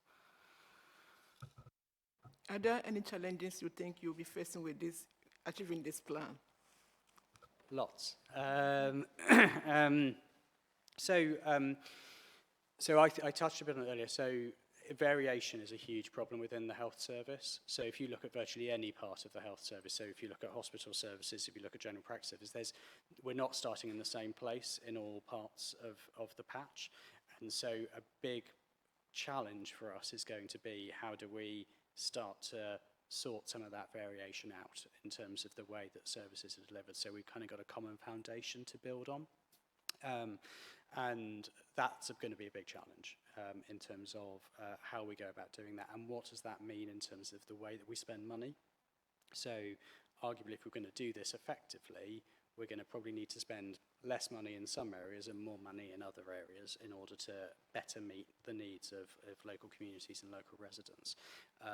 And those conversations are always really difficult for obvious reasons. So I think that's going to be a big challenge.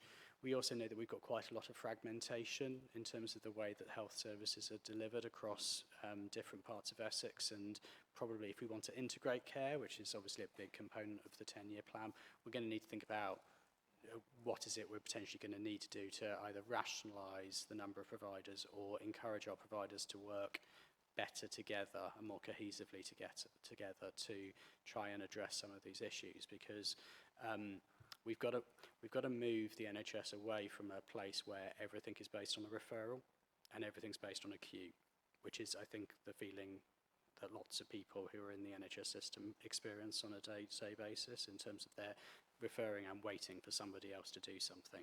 We've got to try and get rid of as much of that as we possibly can. So if you think about specialist opinion, outpatient clinics, for instance, actually, if we properly deliver the 10-year health plan, we need those specialists working out with teams of GP practices so they can provide that support and advice there and then, as opposed to a GP having to refer to an outpatient's appointment, you waiting for your outpatient's appointment to come through, and time and delay and all of that kind of thing. So, so there's going to be some structural stuff, and there's also going to be some cultural work we're going to need to do with our clinicians across the patch around how do we work differently to deliver more person-centred care.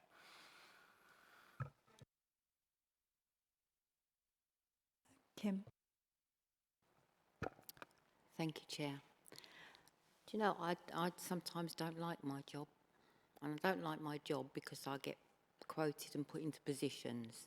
And I'm fine with that because that is my job. But sometimes I feel that we have to play the middleman in a lot of what we do. And we have been doing as Health Watch lots and lots of work leading up to Christmas and over Christmas with our residents with such a simple thing with a scenario of your child wakes up in the morning with an earache, where do you go? And giving them the options. And it was amazing how many people thought that their first port of call needed to be A&E. And they don't need to be there. We then were telling them where you can go and where you can go. So I think there's a massive thing about education as well, because we are pouring a pint in a half-pint pot and something is going to give. And poor discharges happen because people need to get people out of the hospital. I think I'm right in quoting today, because I heard last night, they had 19 ambulances last night outside A&E while they tried to discharge, to get those patients in. Now, I'm not saying whether they needed to be there or not, because I'm not a clinician and never would I say that. But a couple of days ago, I got to talk to somebody who is probably quite well known to a lot of people locally, who has a family member who is very, very, very unwell and has a long-term serious condition. And she said to me, I need to tell you this. She said, we were sitting there in the early hours of the morning waiting to be seen. And she said, in between 7 o'clock and 8 o'clock, I've never seen such an influx of people. And these were people that presented because they'd woken up and they didn't feel very well. And then she said, about 9:30, we had another massive influx of people who'd been on the phone to their GPs, weren't going to get an appointment, so they decided, or they didn't want to wait for a call back, so they decided to come to A&E. She said, and I honestly don't know how they manage. So I do believe there is issues. Absolutely, we can't come away from that. There are. I've gone into the 8 o'clock meetings where they've had this many ambulances, this many people waiting in A&E, and then each department feeds back with their bed status. And one morning, they had people that were breaching, they had people that were in corridor care, which absolutely shouldn't happen, we know that.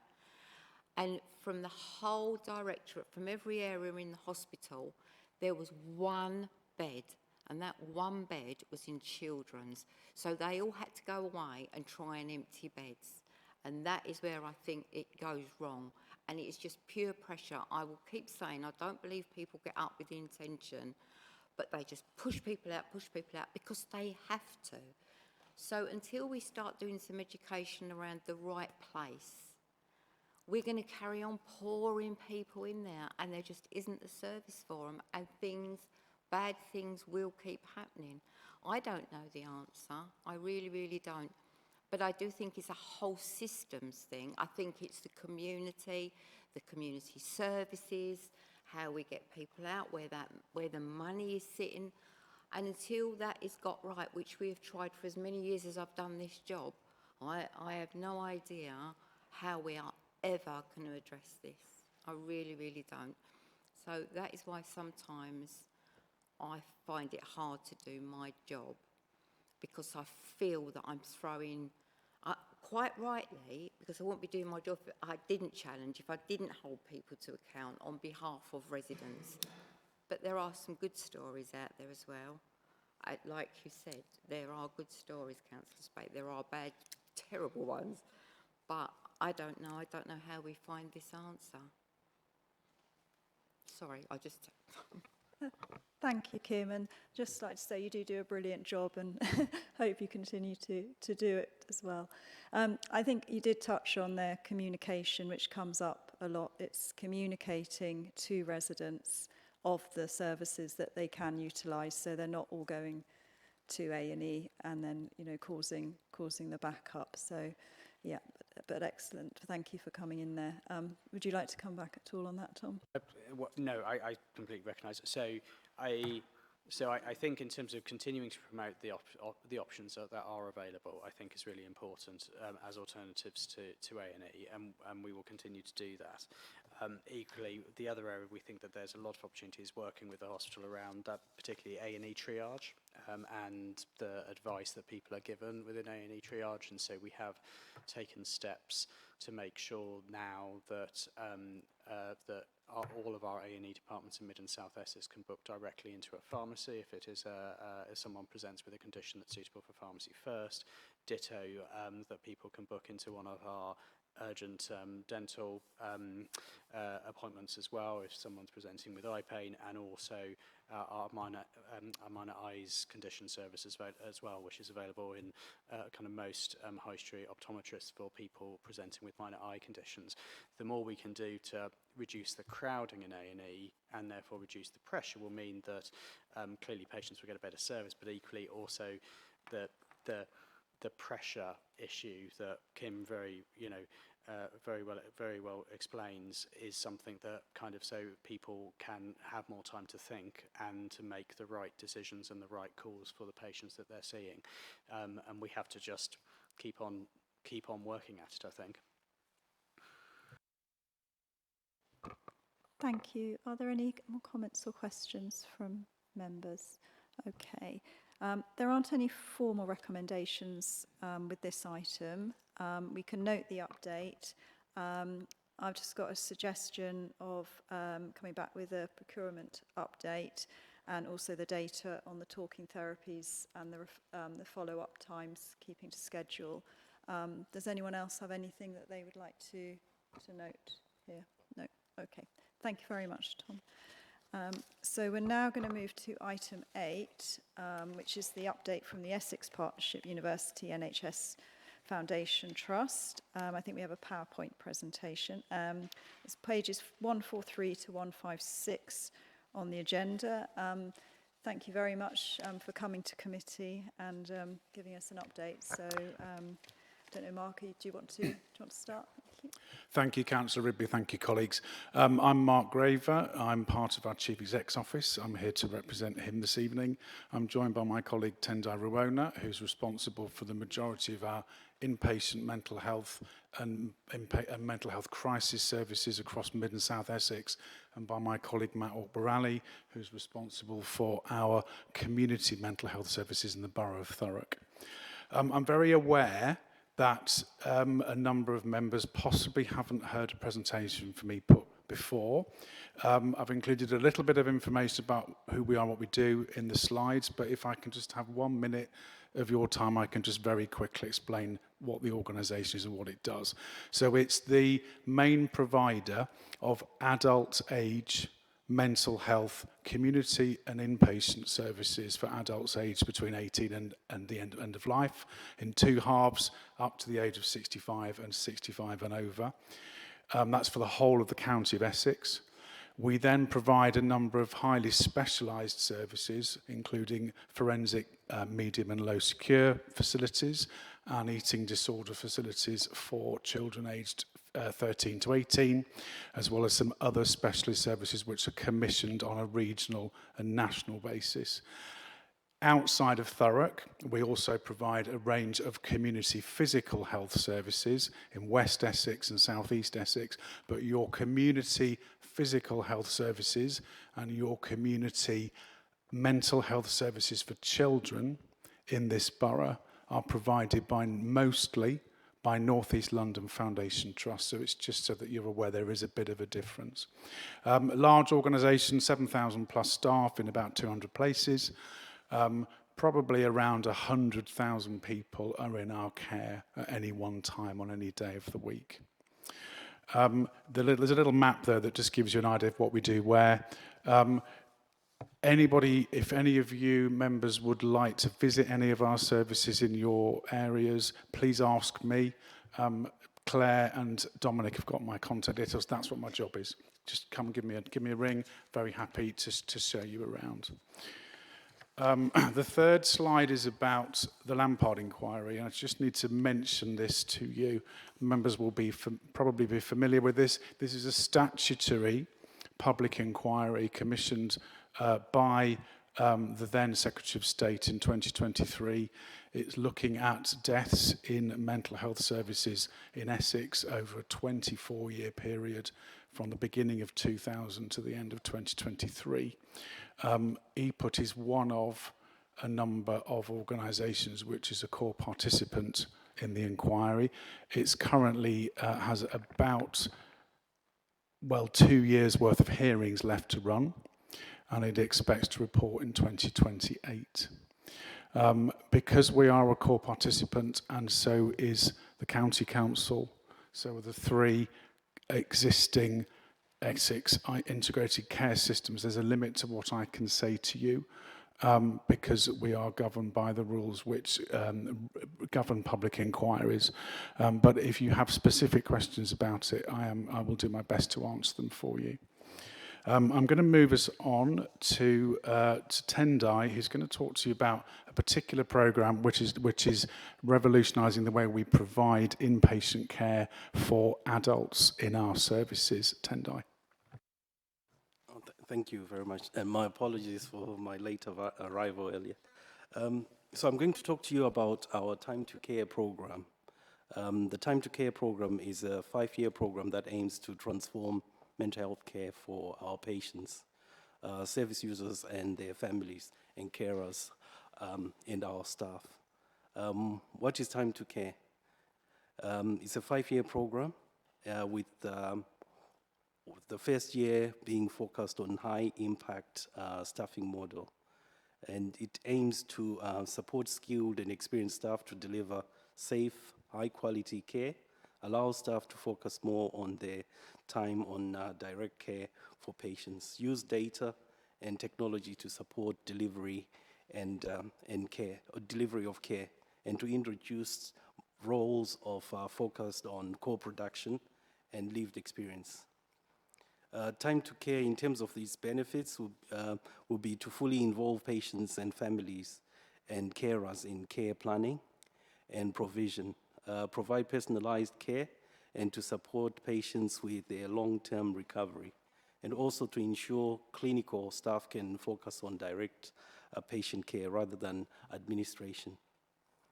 It will also allow staff to provide, it will also provide staff with opportunities for career progression and growth, give our staff time and space to concentrate on the core clinical roles. Our Time to Care program it also has what we call the red to green days as part of the support to ensure that all of our admissions are focused. So the green days focus on when every patient receives the care and treatment they need to support the recovery and progress towards a timely and successful discharge from hospital. So on a green day, we expect the patient is receiving care that can only be provided in an acute inpatient setting. We also expect the patient receives a value-adding care that day, for example, assessments, interventions, or treatments that support their recovery. So for instance, it could be someone receiving a medical review for their care. All care that is planned or requested is completed by end of that day. So our red days, the days when, for instance, a patient receiving care that can be provided, for instance, in an acute setting, for instance, in a care home, and we find sometimes due to the system pressures, we're not always able to move people on. So it helps us to have that focus on how we support people day in, day out. And that will touch on what Kim was referring to earlier, ensuring that we get people in, those who need to come in. So there are no waits and people are looked after where they need to be. Red days also, a patient might not be receiving any active care, so they're just waiting there for something else to happen. So that helps, again, that focus on a daily basis for our teams, our MDTs, to focus on supporting individuals to move on and escalating to system partners where that's needed. I'll hand you over to Transform. Okay. Yeah.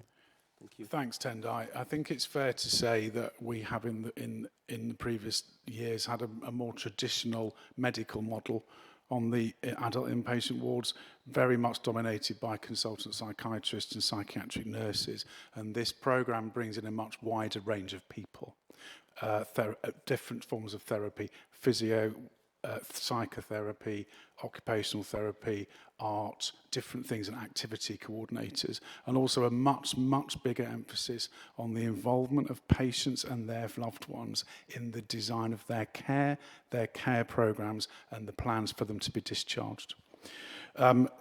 just building on that very quickly, we've got a similar program which is now in its design phase, which is around the bulk of our adult community mental health services with a very similar, if you like, a similar ethos. So that's just beginning. Again, it's really about how we make the absolute best use of the capacity in those teams. And Matt will talk to you a little bit more about what we're doing locally, but it's based on the same principles. There are two other things which are in the pack I just want to mention, which again my colleagues will come in on. Across mental health provision, there is a much greater emphasis on being aware of things that have happened to people in their past. Not everybody who has a mental health condition it suffers from something which is systemic. They may have experienced something earlier in their life, which is a form of trauma that has not been discussed with them and treated with them, specifically. So this is another approach which actually says to somebody, what happened to you, not just what is wrong with you, if you like. So it's much more of a holistic approach.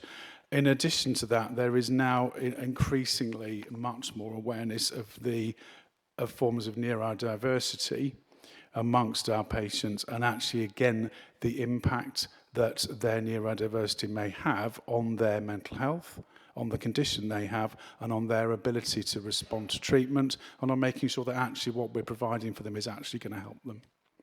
And again, my colleagues can go into that in more detail. The next slide, I'm going through this quickly because I'm conscious of time. The electronic patient record, members who have been in the system for a while may be aware that we have, in some of our previous inspection reports, we have been criticised for having multiple patient administration systems. We do currently have 7. And Mid and South Essex Foundation Trust, the Acute Trust, have 3. We are together developing one which will work across mental health, the majority of mental health services, all of the services in EPUT, plus the acute services in the Acute Hospital Trust, so that there is far less duplication, there is far less room for error, and there is far less room for colleagues in our services to not be able to see a full record for somebody, particularly if they attend our services in a mental health crisis. It's vital that our colleagues can see what else other parts of the system and parts of our services what they've done with that patient recently. So that's a joint program. It's quite unique in England in terms of a system that covers both acute hospital services and mental health services, and it's in it. We're going through a design phase, and again involving patients, families, and staff in doing that. The next 2 slides are just there really for information.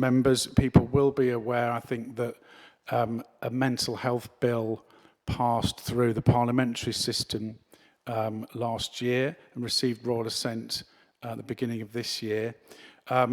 These 2 slides are just designed to give people an idea of the main changes that bill will bring to the way that the Mental Health Act is used, and just some of the Trust's opinions, if you like, about it. The Mental Health Act dates back to 1983.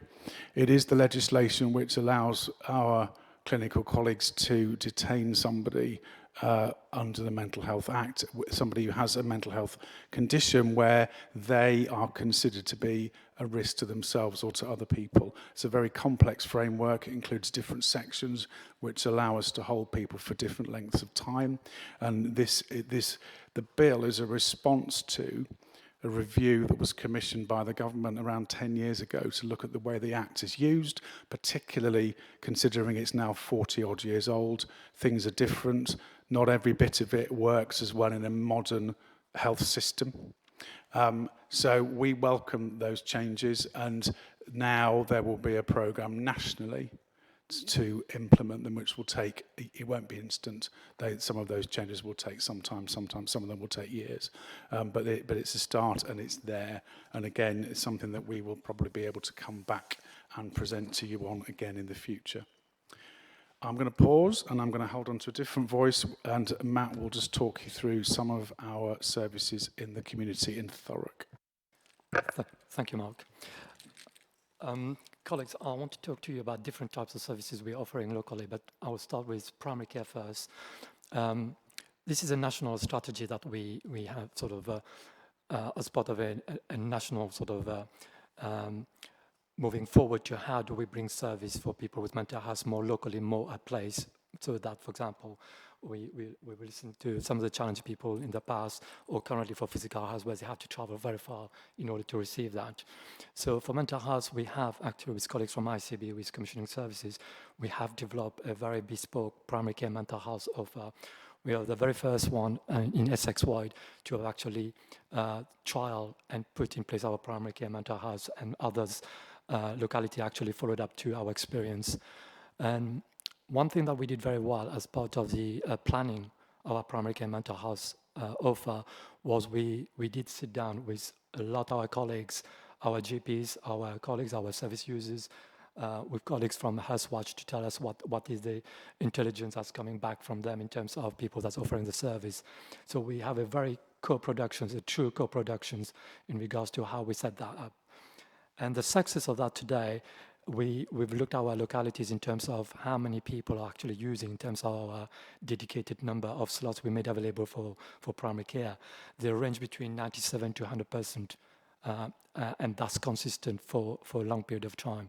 That's tell you how much our local people, our local residents are using that offer. So in itself actually brings a lot challenges in terms of to make sure how do we keep that pace. So Mark mentioned some of the work we're doing in terms of transformation, and also colleagues from ICBs, we're looking at remodeling, we're looking at a model perhaps looking at how do we improve efficiency. So we're doing that at the moment. It's a piece of work that's been ongoing for the last couple of months. And I think it's, I got to say, we're probably very near there. We are going to be looking at proposing a model. From what we've learned for primary care, although colleagues like nurses, occupational therapists, and other practitioners like social workers in mental health are delivering a very good service, the request for medical and demands for medical input has actually drastically increased, and that's posing a bit of a challenge for us, because at the moment, that capacity for what we are providing for medical cover is between both community as well as primary care. So therefore, there's a bit of a challenge for us to do that at the moment. Colleagues here have already spoke about various health challenges, and it's not in isolation. Lots of people with physical health come with a lot of mental health as well. So therefore, by engaging with very clear pathways so that people get readily access to the services rather than going from one consultation to another, and how do we signpost, how do we put people in the right pocket of services, is something that we have done a lot of work on. Tom spoke about the integrated neighborhood hub that we were discussing early on. In Thurrock, we've got a lot of bespoke PCN level of integrated work already established and working, very efficient as well. That is some of the good success locally for Thurrock that we have invested on. Some of the things as well in terms of the locality for Thurrock, hard to reach residents, what we've done. So we've done a lot of bespoke program. For example, our primary care has done bespoke clinic at places, for example, the refuge. We have nurses who's gone in the refuge, spend half a day there so that people can come and speak to them. So that kind of initiative we've done. Traveling community, we've done the same thing with colleagues from public health, other community health as well have joined us.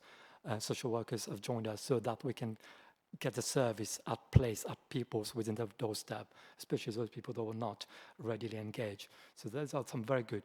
And obviously this year we've got another challenge, a new refuge is opening, so we will continue to extend that level of success we had in the past. From community mental health perspective, more of a specialist area, one of the challenges we have, the demands for care coordinations. By care coordinations, what we mean is that people that has got a bespoke key worker that oversees to the care plan, the care that's required, and manage that and support them with that. So that, for example, an individual with complex mental health might have 4 or 5 different other disciplines, other professionals actually inputting. So to help them navigate and access to those and support them with all that. We have a care coordinator that support them with that as well. So that demand has increased significantly. So that's posing a lot of challenge for us. So therefore, our work we're doing in terms of community first, which Mark spoke about, is going to help us to look at whether we need to tune down our, for example, our skill mix. Do we need just nurses to do that? Can we have other disciplines to support us as well with that? By listening to also the carers group, for example, I'll bring an example here today about older people with dementia, people with other organic difficulties. The carers, for example, are requesting a support for them out of hours. And we've actually introduced that. We give them a weekly support at the moment. That is how flexible we are looking in order to provide the local demands and what we can do to support the local community at the moment. We already, a couple of colleagues already mentioned about the physical aspect. What we have introduced is like a blended role as well. For example, our support workers, what we've done is we've trained them to be able to actually take bloods, to do ECGs, and so forth, so that when they're meeting people or supporting people with severe mental health, which sometimes they're very difficult, they're very hard to get them to engage with physical health screening and so forth, they are able to support them with that. So we have done a lot of work around that. And also as part of that, in terms of our integrated neighborhood work we've done as well, if needed, for example, we can tap onto local resources our community has and so forth.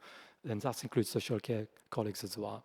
So people who've got housing issues, other social care needs, we actually try to support them with that. So we got very designated kind of forum and huddle that colleagues sort of interact with. The other things as well is one of the challenges my colleague spoke about inpatients. We've got some very good news for Thurrock. We do report with colleagues from senior colleagues from adult social care in regards to how we're doing in terms of people with social care needs who are on the ward. Our system delay for Thurrock, for people that perhaps are ready to come out into the community, but there are needs that we need to work on. We've done some very, very good work. The pathway we design, the kind of conversation that happens between us and colleagues from the council has meant that the system delay for local residents, for patients in mental health, is significantly low. For the last 3 weeks, for example, there's been non-system delay on our ward for patients and residents of Thurrock. That demonstrates the pace of how we quickly address issues for social care and housing and so forth. These are just some couple of examples. We'll move on as well. Colleagues here, it was probably a couple of weeks ago, we spoke about a local strategy to how do we support our workforce in terms of the well-being as well. So we're doing a lot of work around that in terms of the demand, the complexity of mental health has changed.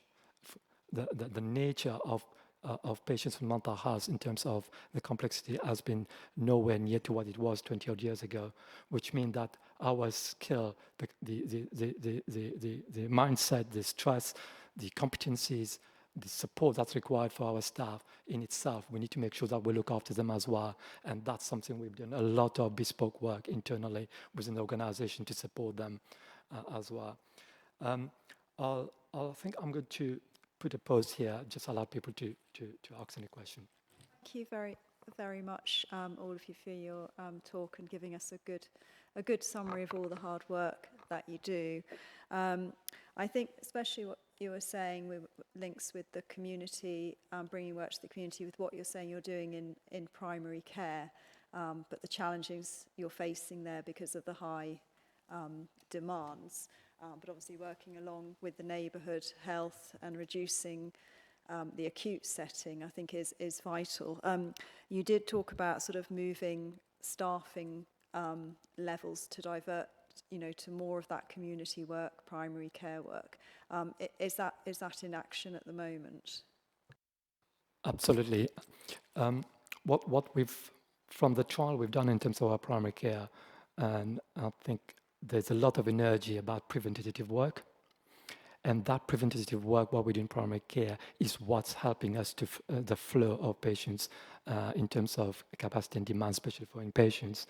For example, if you look at the number of residents in Thurrock at any given time that are actually having a touch point in our crisis services, whether it's A&E, urgent care department, or detained by the police or custody or anything like that, Thurrock is significantly less. And one of the reasons for that is because of that proactive nature of how we are engaging with our local community.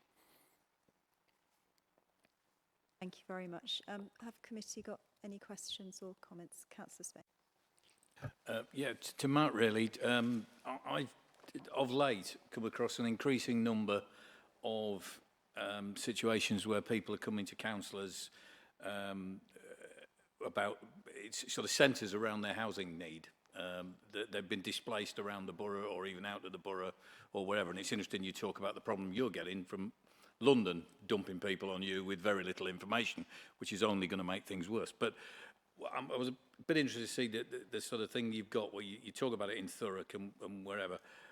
Almost universally, when you get these issues, the people are at their wits' end, and many of them do have mental health issues, or usually say there's a couple and a kid, one of them has got a serious problem. I came across somewhere very recently where one person's got mental health problems. They were relying on another family member who has got significant mental health problems, and it all ganged up on everybody and whatever. And the problem that they got was there was silo working, I can't think of a better phrase, between the mental health service, between the housing team, between children's services looking after the baby, or should have been looking after the baby. It just seemed a very disparate organisation, and I suspect that sort of thing lands on your desk pretty much. What can we, can I come in to say, what can we do? What can Thurrock Council do to make your job easier with those sort of circumstances? It's something I brought up a couple of areas to answer your questions and give a bit of clarity. Last year, when I came to give a little bit of update, I did mention that one of the challenges we are facing that a lot of London Borough councils are placing people, like what you mentioned, with complex, not just ordinary, but very complex needs, especially sometimes with lack of handover of care from one organization to another. And it's been very difficult to navigate, and it's taken a lot of time as well. But I think some of the more kind of closer neighbors of Borough Council, because our work we've done in terms of an integrated kind of partnership director we done last year, we've managed to actually iron out some of those challenges and work with ensuring good handover. So we've actually created a little bit of a dialogue with some of the immediate ones that we're working closely with. In terms of the housing complexity, what we've done is for local, we have a weekly senior huddle, like people like myself and my senior managers meet with senior colleagues from the council housing offices and discuss at earlier stage any cases that's coming up that we need the support on, so that we can deal with problems very fast, very effectively, rather than waiting later on. So that's something we do as well. And in supporting colleagues from inpatients as well, bring those cases forward as well in the senior huddle so that we can deal with that. In terms of children, we have, it's not necessarily children, but other aspect of community health, physical health, and so forth as well. What we have is we have a very high risk bespoke senior huddle, which is 1 hour every week, where any colleagues, any organizations that can bring cases that they feel high risk, they need support, they can bring that as well. So senior colleagues and myself engage in that, so we have that dialogue. So there's a lot of things within our hand, within our influence we are doing at the moment to try to be practical as possible. But I think if you're asking in terms of support, what we can do, the challenge we have in the borough at the moment, there's a lot of business and care been set up locally that are readily accepting people from nationally with complex needs that sometimes is very difficult for us to sort of, it's a risk because of the lack of engagement early on.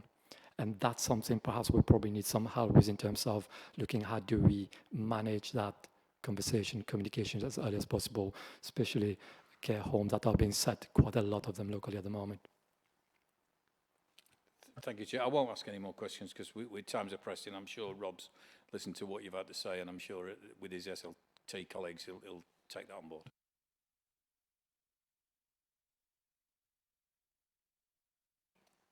Yes, Councillor Sister. It's just really brief, and I'm sort of just covering today, so it's all a bit new. But what I really is really welcome for me to hear is the cross-discipline work that you're doing, both inpatient and obviously the community care as well. And I think that is definitely a positive way forward. So that's just my comment. Thank you. I think just to add to that, we've got, as a provider organisation, two big opportunities ahead of us as well. One of them is the changes in the way that the commissioning system will operate, and the other one is the changes that will come as a result of local government changes. What we need to be able to do is get ourselves into a position where we can offer more in terms of coordination of services and having budgets that we would be able to commission and spend ourselves, particularly with voluntary sector and other parts of the general care system, in order to help some of the flow and in also to help some of those organisations sustain some of the services that they provide or could provide more of if their own situation was a little bit more stable. That doesn't detract at all from what our commissioning colleagues do now, but there will be changes to the way that that operates. So nationally, the government wants to see more of an accountable care approach taken across systems where different organisations take on some of that responsibility, and they won't only be commissioners. There will be some of that commissioning responsibility will be given with very strict conditions to organisations that provide NHS services. Sorry, we are going to have to move on now. If you do have any questions, Councillor Leakey, if you email Claire and we can pass them on. I'd like to say thank you very much for coming tonight. We don't have any formal recommendations, but I think we should definitely make a note of your request for the council to help you with those cases with complex needs. And so we'll put that down as a recommendation. And thank you for everything that you do. As you say, you are multidisciplinary and really do great work, so thank you. I'd like to move now to item 7, which is the update on primary care services. This is on pages 129 to 142. And Tom, are you able to present, please? Yeah, I'll be brief because I'm sure there are questions. Last time I attended, I think we spoke about the work that we've got going on to improve both retention and recruitment into general practice services in Thurrock. That work continues in terms of the support of our training practices that we have within Thurrock, and also the work that we're doing around supporting other roles being employed within general practice services in Thurrock as well. And so that work continues.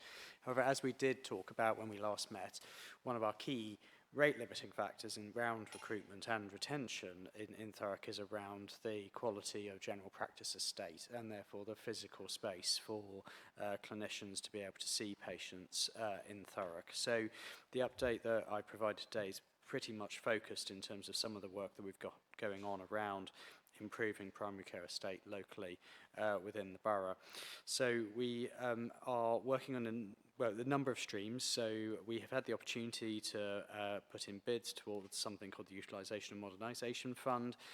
We've got 4 local schemes in Thurrock which are progressing, and we're aiming to deliver in 26-27, pending kind of national sign-off. Those being one, to help support and extend the Purfleet Care Centre scheme that we already had under development. The second, the branch surgery at Dale Medical Centre, Hassengate Medical Centre and Derry Court Medical Practice as well.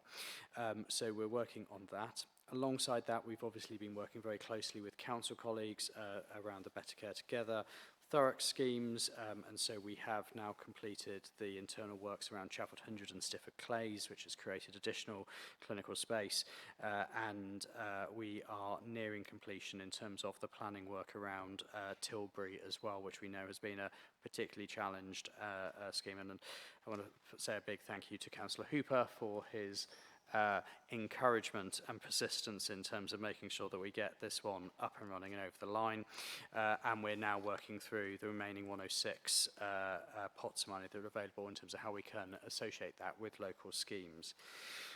Alongside that, we're obviously looking in terms of the IDP development. The ICB will be working closely with Thurrock Council on that, in terms of making sure that any future developments have associated with that deliverable schemes that can increase physical capacity within primary care estates, and so care can be met.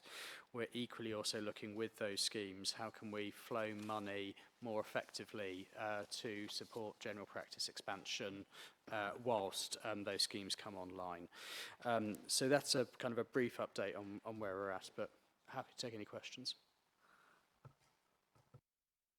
Thank you, Tom, for your report. Yeah, do you have something urgent to say? You have something urgent? What's IDP? Sorry, acronym. The local plan.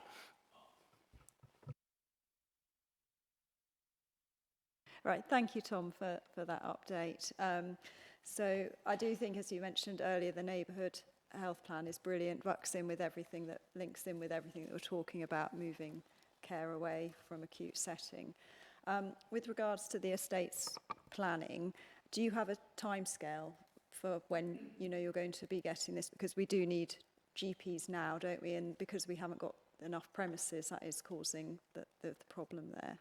So we've got the pipeline schemes as set out, so we'll be working on making sure that we deliver those. For Thurrock, I think we're pretty clear in terms of the neighbourhood arrangements in Thurrock, and so we'll be now moving quite rapidly on to do that piece of work to look at where have we got current gaps in terms of availability of estate for kind of the local residents, but secondly also thinking where there are planned future developments, how can we factor those schemes into what will be a multi-year program we aim to have. One of the changes that we have had for this year, which is good, is we've started to get an idea of what the multi-year capital settlement will be around primary care, which means we'll be able to plan a little bit further ahead in terms of our primary care and community estate development programme. Thank you. Would committee like to ask any questions on the primary care and the local plan? It's just a quick one. You referenced work that's going to be done in Tilbury, which I really welcome, and thank you, Councillor Hooper, for the work that you've done on that as well. When can we expect to hear more about that? Because that is something that's of interest to me, and I'm sure other members of this committee. I hope in the next couple of months, in terms of getting the plan fully worked through and kind of clarity in terms of the various pots of money we'll be able to draw down in order to help make that programme happen. Okay, thank you. Thank you. Would anyone else like to ask anything? No?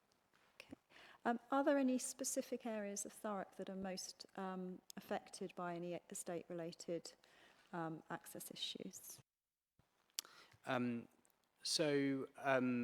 I think the further south that you get in the borough, I think the more difficult it gets in terms of if you look at the headline numbers. So places like Tilbury, for instance, we know is a particular challenge, ditto Purfleet as well. The analysis that we'll be doing is we'll be looking at a couple of different factors. So firstly, the sort of clinician to patient ratios within general practice and where we've got outliers there. And then alongside that, the square footage of primary care estate, again for registered population, so we can then, once we've got that analysis completed, we'll be able to share that to kind of give you a full sort of heat map in terms of the state of play across the different parts of the borough. How many, are we short of GPs in Thurrock at the moment, and if so, how many? We are comparatively short. I think for Thurrock, based on if you wanted to get Thurrock to the national average in terms of the number of GPs per registered population, we are short, I think, of somewhere in the region of around 20 GPs in Thurrock.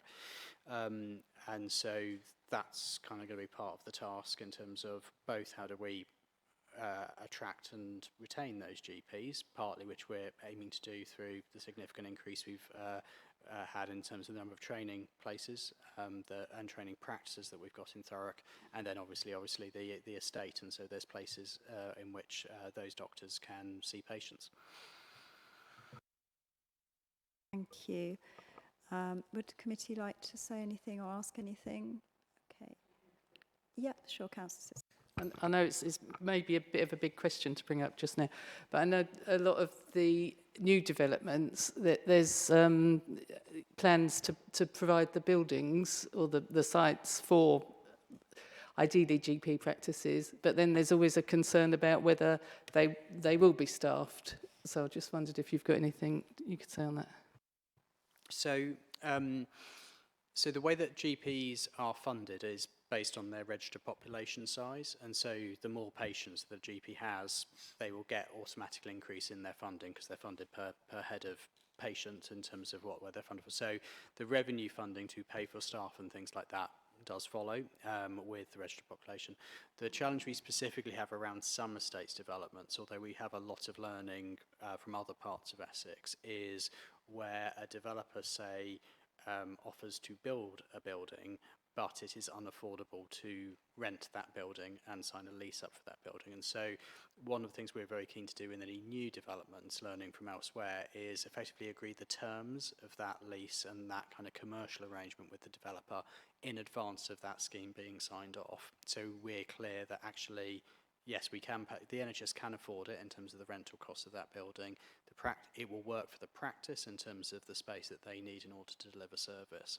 The one thing which we have to work through is there's obviously a time lag between people, moving into new developments and register with a GP practice and then the money flowing through to the practice. There's sort of like a year's, 12-month delay. So what we're looking at is there an ability for us to effectively pump prime practices in advance, and so they can start to recruit people as they're in advance of their registered list size increasing, because I think a lot of feedback that I've had from residents is that yes, it does come, but it comes too slowly in terms of the increase in the capacity. And so that's something that we're looking at the moment to see if there's a mechanism by which we can do that and smooth the impact that we see with particularly large new housing developments. Thurrock. Thank you, Chair. Thank you, Tom. Is there any plan to revive Osset Hospital? Because I know they actually have GPs that see people without any appointments. I've used it myself. So is there any plan to kind of, improve Osset Hospital or just revive the service there to serve the community? Thank you. So we need to work out what the right plan is for Orsett Hospital in terms of the services provided there. I think we recognise the fact that the quality of the building isn't as good as it should be, and so some of the work we'll be doing with Mid and South Essex Foundation Trust is working through what are the current composition of services that are provided in Orsett, and what is going to be the right way of us providing that in better accommodation, be that on the Orsett site through a redevelopment or be that through other facilities locally within the borough. No final decision has been made on anything around that at the moment, but it is something we know that we want to and will need to work on. Councillor. Yeah, I will be very quick. Tom, we've had two substantial planning applications approved very recently. One for 300 and some homes, one for 400 and some homes, both of which have as a centrepiece a care home. That's what it says in the planning. There's very little detail about what that care home is going to be, who's going to run it, how it's going to be, whatever. So they're going to build a building and it looks lovely on a piece of paper at a planning application. You're a statutory consultee on that plan. I'd love to see you come back and say, we want more detail about this care home, who's going to be the person doing it and whatever. And at the end of the day, what is the impact? Because if you got these 2 care homes and the 50 bed apiece, as 100 older folk are going to be planted right slap bang in the middle of Corringham, well, we haven't got sufficient GP care anyway. And so I'd love you guys to start getting on the front foot with more, no, we don't like it in terms of planning. Sorry, that's a statement rather than a question. It's a fair point, though, in terms of, so it is something that I recognise that we've been underpowered in terms of the ICB, and so one of the things that we're trying to sort out through the reorganisation we're going through is to make sure that we've got the right capability and specialism in that space so we can respond appropriately to any planning applications come through, and we're fully thinking through the impact that those developments might have on health services locally in those areas. Thank you, Tom. Thank you. We haven't got any recommendations. I would suggest, though, that you come back with a progress report on the estate plannings and also on that GP number that we are increasing our numbers there. Has anyone else got anything they would like to note for the recommendations? No. Councillor Hooper, did you want to come in quickly? Yeah. Sorry if I'm coming in a bit late. I just wanted to say there is a working group looking at the future of Orsett Hospital, and we're waiting for that to actually start meeting to look at those options. I think we got a great opportunity in terms of Thurrock Hospital in this borough. It's a great facility. It'd be great to look at how we can expand that out and even look at how we can take some of the pressure off Basildon Hospital, particularly in terms of some of our ambulance services. And also we are talking about developing future health centres. We're talking about neighbourhood health centres. I'm really keen to develop those in the borough. So they are very much on the cards in terms of getting more healthcare professionals into Thurrock, with a real focus on prevention, I have to say, and that really needs to be our approach in terms of healthcare. Can I just ask, how many trainee GPs do we have in Thurrock? As in number of practices or number of training GPs who are training? Sorry, I don't mean to be rude, but it's 9:30, so I do need to make arrangements to extend. Sorry, I didn't mean to interrupt your conversation. Is everyone in agreement to extend by 10 minutes? Yeah, okay. Please resume. So I think it's 3 training practices and 7 GPs in training at the moment in Thurrock. I'll confirm that number exactly, Mark, but I think that was the latest update that I had in terms of the exact numbers. So what I'll do then is to add to that recommendation on the update of the progress planning is also to include the update on the neighbourhood centres that Councillor Hooper has gone with, and that also ties in with our GP numbers. Thank you very much for that. I will now move to item 9, 10 and 11, which I think, if I can ask Claire to take on bulk, please. Thank you. Thank you, Chair. So the work programme has been updated to include an item on the East of England Ambulance Service performance, which will be held at the next meeting in February, which is also our last meeting of the municipal year. And the actions remain open, and officers are working on those actions from our previous meeting, and the recommendations tracker just remains to complement the minutes. Happy to take any questions. Could I just ask that, if you remember at the meeting that we haven't got the minutes for, we touched upon dust and air pollution. So I'd like to see that in there, please. Yes, thank you.